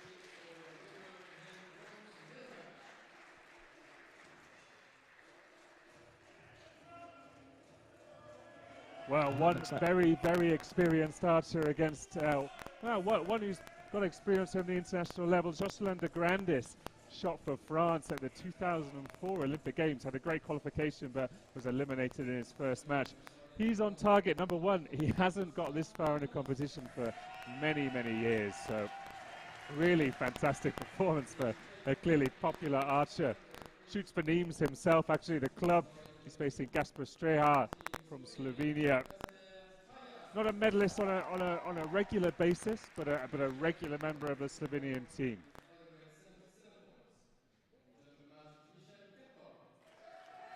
Well, there you have it. Jocelyn de Grandis probably getting the biggest cheer of everyone here in Nimes, his hometown, shooting in front of a small but boisterous crowd, that is for sure. It's time to get the match underway and set number one.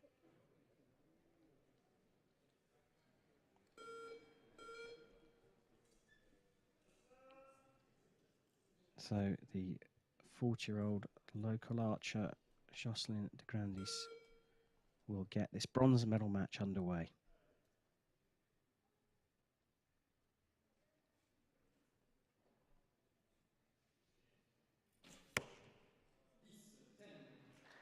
Clipping the line, gets a 10. A good start.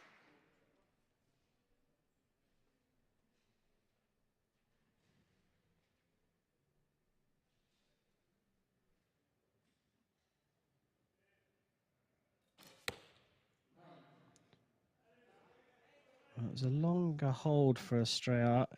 Pulls it out to the left and into the 9.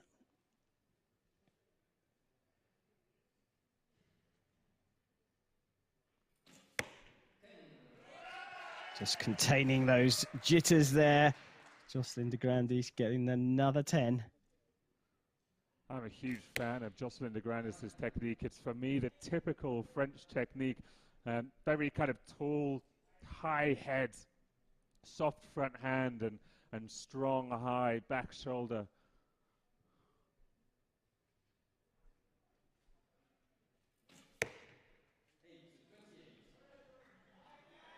Pulls out an 8 for his last arrow. 10 required from Gasper Streha to square things up, and right in the center of the target. It is a 28, and the set points will be shared. Chris, you mentioned about the technique. From my observation, it's elegance in the action from Jocelyn de Grandis against functionality from Gasper Streha. Yeah, you could say that. Jocelyn obviously learned his archery a long, long time ago. Coaching techniques change. Fads come and go. At the end of the day, all you've got to do is be consistent, whatever your technique is. Yeah, exactly. And, well, it shows that with two contrasting techniques, the two archers still came away with the same score, 28 apiece after the first set. It's time for set number 2.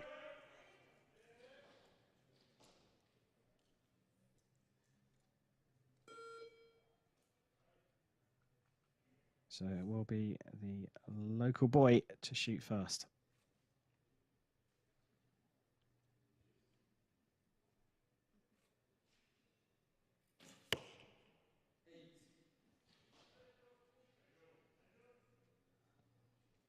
Big opportunity for Gasper Streja here.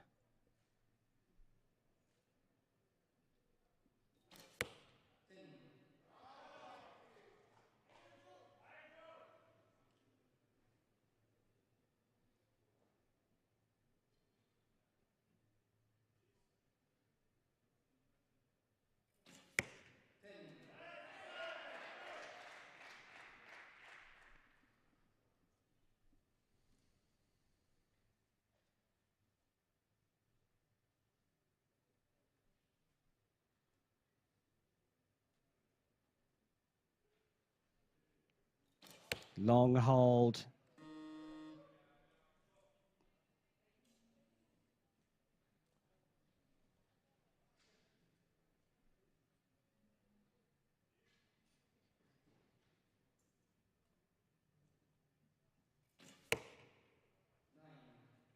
And that's just crept into the 9, so a 27. Potential 29 here for Streja. Oh, and that's very close. It's been called a 9, which should be enough to take the set points, give him 28 points, as you see there. But that 9 could be marked up to a 10, very, very close to the line. Chris, what do you think? Yeah, I think it'll be a 10. I think it's just angled up and clipped in as the judge takes a look, but it doesn't matter. Gasper should be taking this set as an outright win. I just love how soft both of these archers are on release. Just taking a good look at Jocelyn de Grandis' arrow as well, so maybe that bottom target from Gasper will matter. If his is marked out and Jocelyn's marked in, then we'd have a tied set. Oh, interesting. Let's keep a very close eye on this then, as the agents retrieve the arrows. Did look like it was a 10 for Streja, so I think he will still sneak the set points. But there's a big cheer from the local crowd, an indication perhaps it's not what we thought. Well, we're about to get set number 3 underway.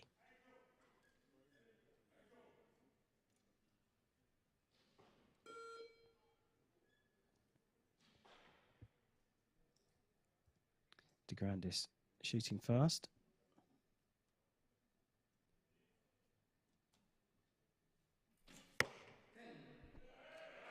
Great shot there, and a great shot by the cameraman as well. Brilliant watching that arrow fly down the target.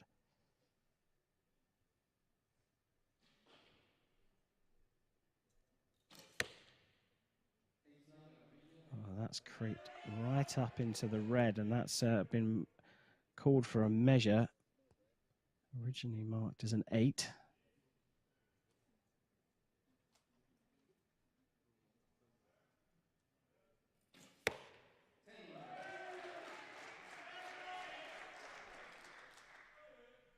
A lot of movement in Jocelyn's front hand at full draw, but he's controlling it really, really well.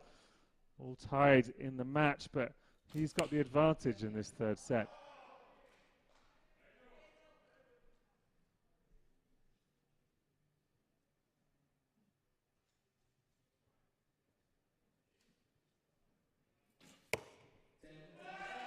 Well, a perfect score from the Frenchman.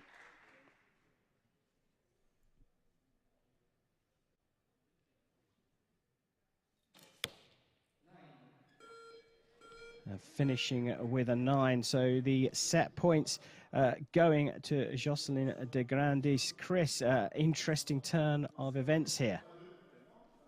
Yeah, it was all about that last end, the last set actually. Jocelyn de Grandis, we thought his bottom arrow was out, a 9, got marked up to a 10. Well, Gasper Streja's at the angle looked like it had hit the 10, and it was actually marked down to a 9. So the set point shared, and Jocelyn de Grandis comes into this third set tied with Gasper at 2-2 and delivers 3 perfect 10s. Gasper not able to match him, and it's the 2004 Olympian with the advantage past the halfway point in this match.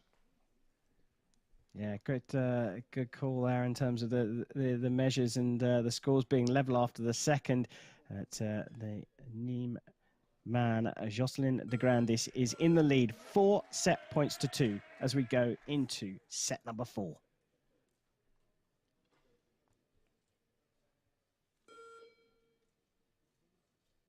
Gasper Streyar staring down the barrel of the gun a little bit here.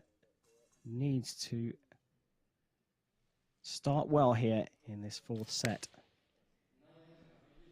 Looks like that's going to be marked as a 9 as well. So opportunity here. Jocelyn de Grandis could be the bronze medalist after just 3 more arrows.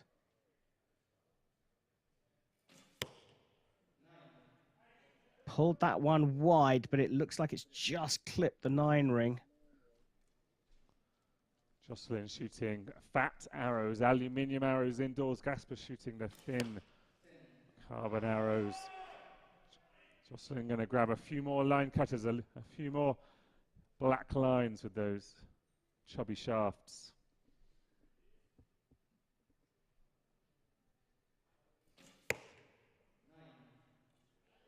Wow, good call there, Chris, because he's clipped another line. And now there's an opportunity for Gasper Streyar to put this set out of reach and draw things level. Long, long hold, though. And that is the result.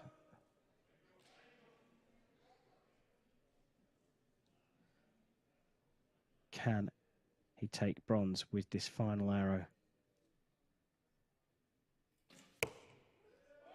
Into the 9, a 27 is going to be enough here in this incredibly interesting match. Looks to me like Jocelyn de Grandis has taken this bronze medal in Nimes, his hometown, 6 set points to 2. Chris, what a corker that turned out to be. What a fantastic performance. Huge result for Jocelyn de Grandis if this gets confirmed.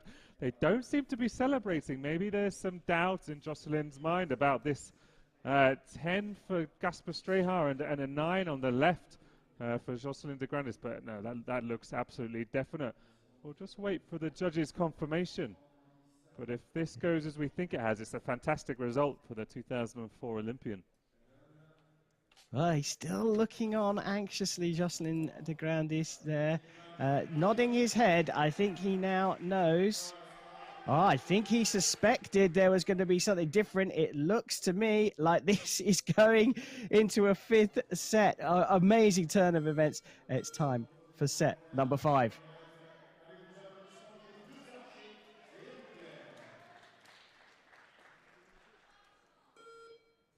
Well, settle down, folks, and settle down, Gasper Streyar. You're still in this.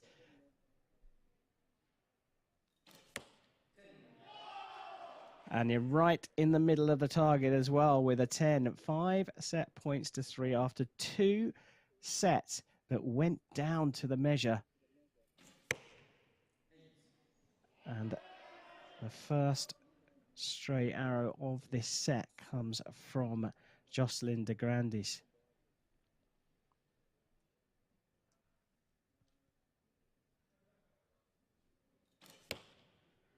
Long hold, pulled left. And remember, Streyar has got to win this set over the 3 arrows to draw things level. De Grandis just has to match his opponent.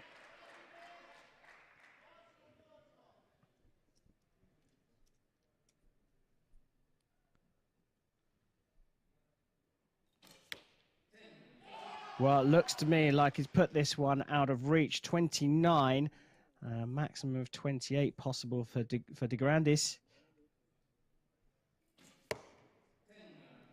It is a 10 and it is a 28, but after an incredible match with 2 sets being changed by the measure, they're all square at 5 set points apiece. I said it turned into a cracker. It's still a cracker, Chris. Absolutely. I'm holding my breath when Gasper Streyar is at full draw because he's spending a long time there on some of those arrows. He sent one high into the 7 in the fourth set, but he's managed to control it, even if he held a long time on a couple of those in the fifth. And he's managed to drag this to a shoot-off. Looking at the targets, you'd think Jocelyn had this in the bag. Somehow we've gone the full length. They're going to be changing the targets now. Give them some fresh ones, because it's one arrow that will decide this bronze medal match. Yeah, and I wonder if that composure that Jocelyn de Grandis held at the end of the fourth, where we thought he'd taken it, is actually going to play into his hands. It's going to be to his advantage that he was able to maintain his emotions and not get crept away with the idea of having taken the win already. The pair are level after the regulation 5 sets. The targets are being cleaned because coming up now, it's time for a shoot-off.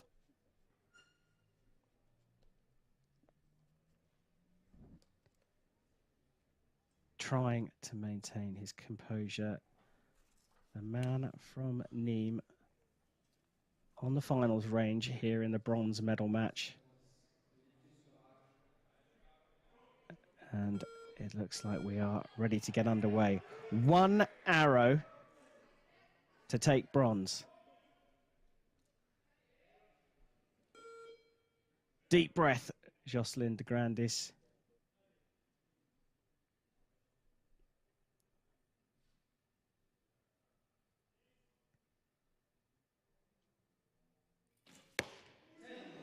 Oh, look at that. Right on the spider.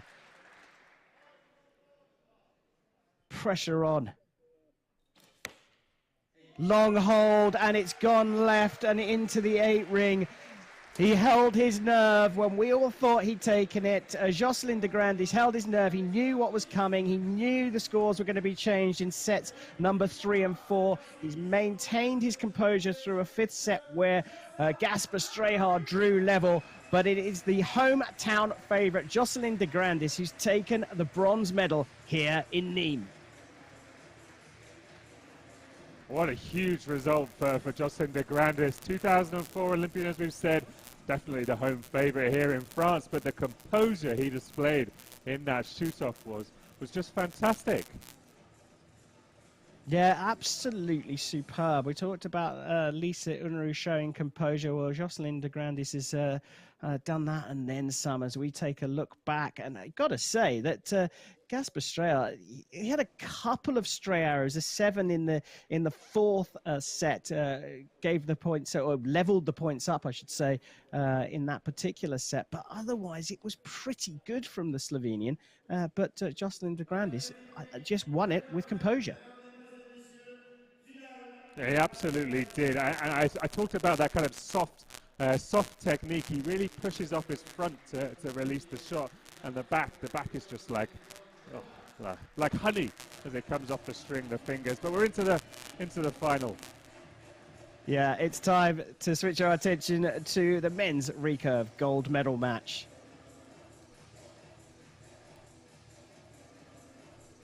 And Dutch archers shooting against each other in this gold medal match, the same as we had in Papendal, the Papendal Invitational just a couple of weeks ago.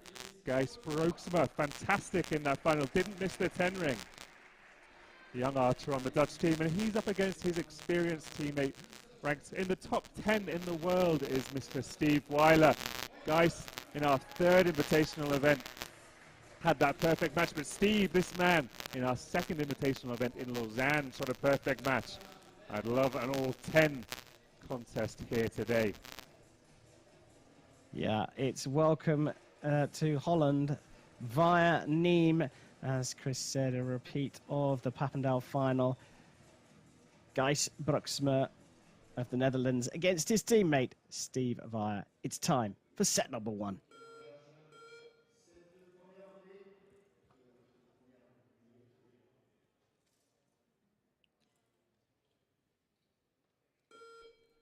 Stunning performances from both archers throughout the indoor season, and they're here in the final in Nimes. Steve Weiler will shoot first.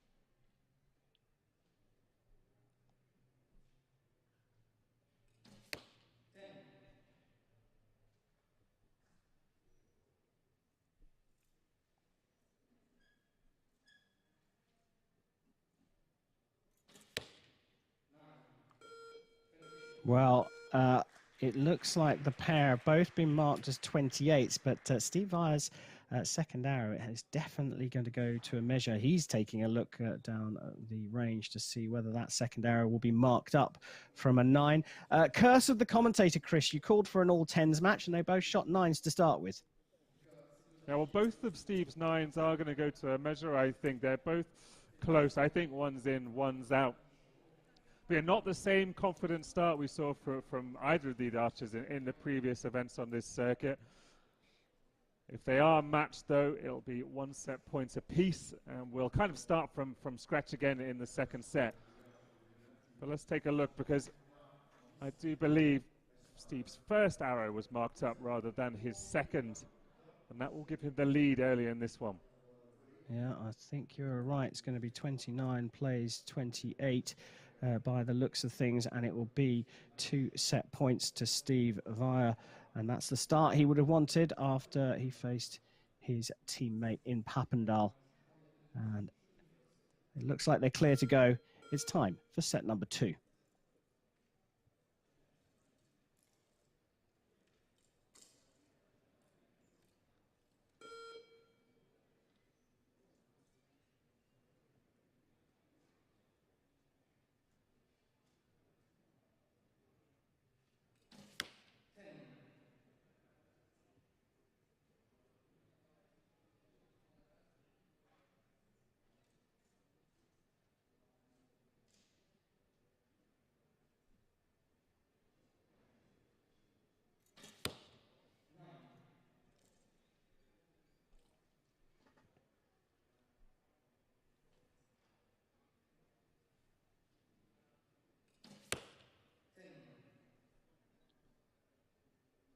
Solid start to the second set for Viola. Just made a slight adjustment there. Just caught that.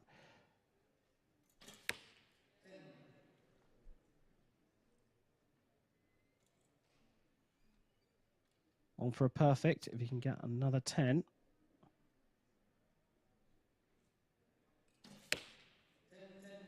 And there it is, a perfect 30 for him.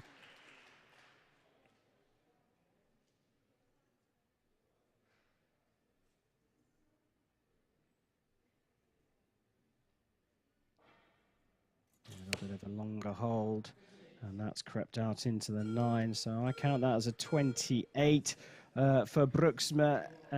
Chris, your thoughts?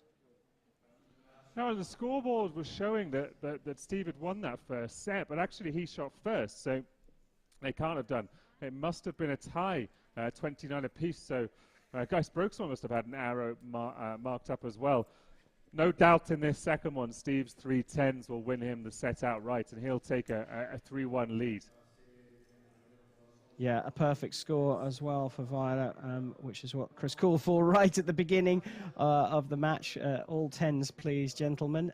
But as Chris has spotted as well, the pair shared the points in the first. It's Viola leading now by 3 set points to 1 as we go into set number 3.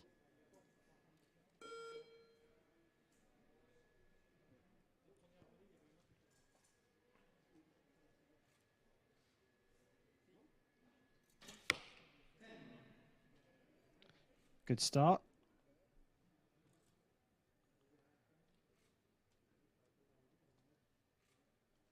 A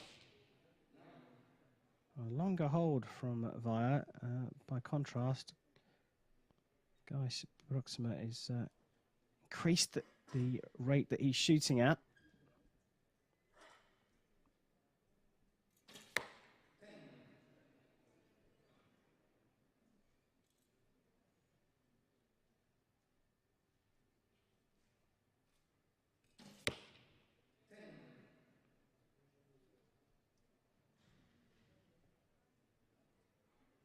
Opportunity to level things up here with another 10 for Bruxma. And he's put it right down the middle of the target, and he will draw level here on 3 set points each because Steve Via can only get 29, and that is exactly what he has shot. There is nothing between these two, Chris. Nothing after 3 sets on the scoreboard, but a divide between the two in that third set, even if it's only a point. Geis looking much more comfortable 9 arrows into this match. We said both of them have delivered perfect finals in recent months. It's how you finish the match, it's not how you start. And if both of these two can ramp up their game and close in on the middle as we draw into the dying moments, the pressure will only build. Yeah, all square as we go into set number 4.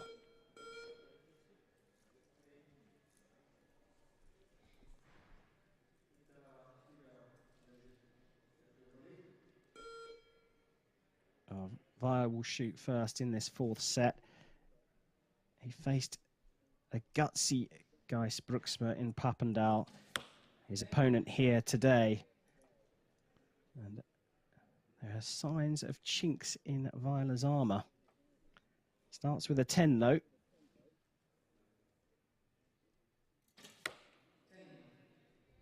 Matched by Bruksma.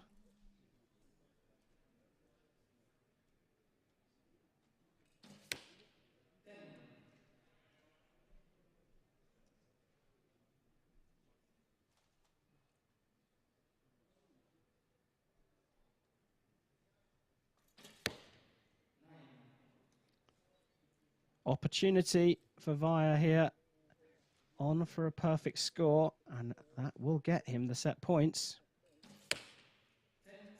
And he's clipped that 10 ring, and he will go into a 5-3 lead. Bruksma wants a good arrow here to prepare himself for a comeback in the 5th set. And he's dropped that one into the 8 ring, so a 27 in the end for him. But a 5-3 lead for Steve Via. Is experience playing its part, especially the most recent experience for Steve Via? Experience potentially, but Steve's been fantastic since he broke out onto the international stage. I remember back in 2017, his first international event, the Hyundai Archery World Cup stage in Shanghai. He shot fantastically and won the thing, beating Kim Woo-jin, 2-time world champion in the final. So experience has always been a relevance for Steve. Guys, he was a bit jumpy on that last arrow. It just kind of got away from him a little bit. He's got no margin for error. Since Steve shot that last 10, there's 0 margin for error in this 5th set.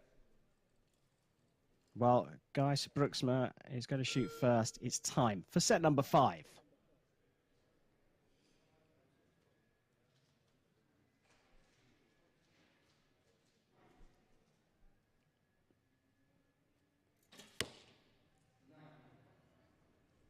So no margin for error for Bruksma, but he shot a 9 to start this 5th set.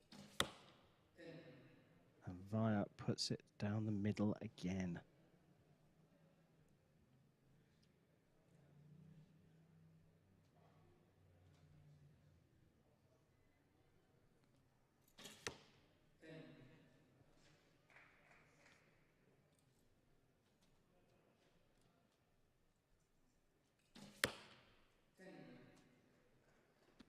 Two 10s for Via.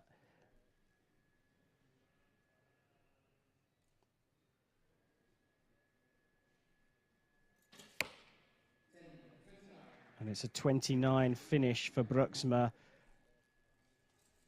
A 9 will be enough for Via to take gold.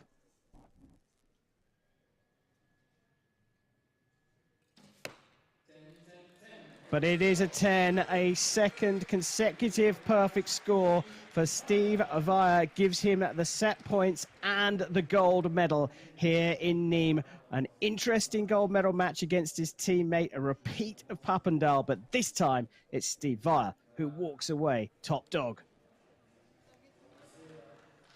Yeah, and it's not how you start, but it is how you finish. And Steve Weiler finished excellently in that match. Shot 8 straight 10s to finish after his last 9 in the 3rd. Well deserved. Not the perfect match we saw him shoot in Lausanne a couple of months ago, but it didn't need to be. He shot the arrows when it mattered and left Geis nowhere to go in the closing sets. Yeah, a fascinating matchup after we saw them go up against each other in Papendal, where it was an incredible performance from Geis. in Papendal. But here, Viola just showed his experience, especially in sets number 4 and 5. And in fact, I only dropped 2 points throughout the entire match. A brilliant performance from Via. One apiece in the most recent head-to-heads between the two teammates. As we take a look back over the match, there was nothing really that notable for Geiske. You know, you can't say that he did this wrong or that wrong, but there was just that one arrow at the end of the fourth set, the 8, which perhaps Hello, just broke Steve. his confidence. Congratulations for that big tournament win. How do you feel? I feel pretty good. Coming in this competition, I was really nervous to shoot against 2 of my teammates because we know each other very well and we trained against each other for a whole year without any competition. So we know what we are capable of, and I think guys did a really good job. Okay. How important was it to close the match so well? It's really important. It's always nice to close it out with a 30, but it's definitely easier when you know that you only have to shoot a 9. Yes, indeed.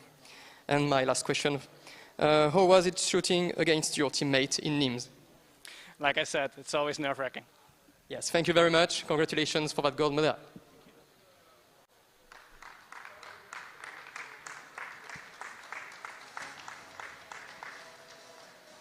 Well, brilliant performance from Steve Via, and very humble in his response there. Nerve-wracking for him against his teammate. A brilliant, brilliant day of archery here in Nimes. Chris, your standout moments?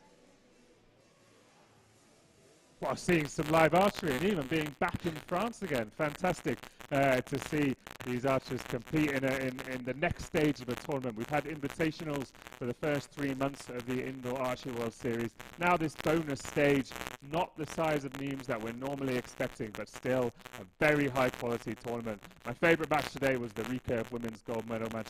Lisa Unruh coming back in that one and delivering the win after a dodgy start. Yeah, no, that was a great match. I think my highlight was really the homeboy, Jocelyn de Grandis, showing nerve and mettle through the men's recurve bronze medal match. Fantastic performances from everyone. Gold medals presented to Liesel Jatmar of Estonia in the compound women's. In the recurve women's, it was, as Chris said, Germany's Lisa Unruh on the top of the podium. The compound men's gold went to Jean-Philippe Bulch, a brilliant performance from another Frenchman in Nimes. And we've just seen Steve Viola of the Netherlands taking the recurve men's gold. Well, thank you to you, Chris, and thanks to all of you for watching. The Indoor World Series will be back with the Rushmore Rumble and coverage from the first remote Indoor Archery World Series final in February. We'll see you then.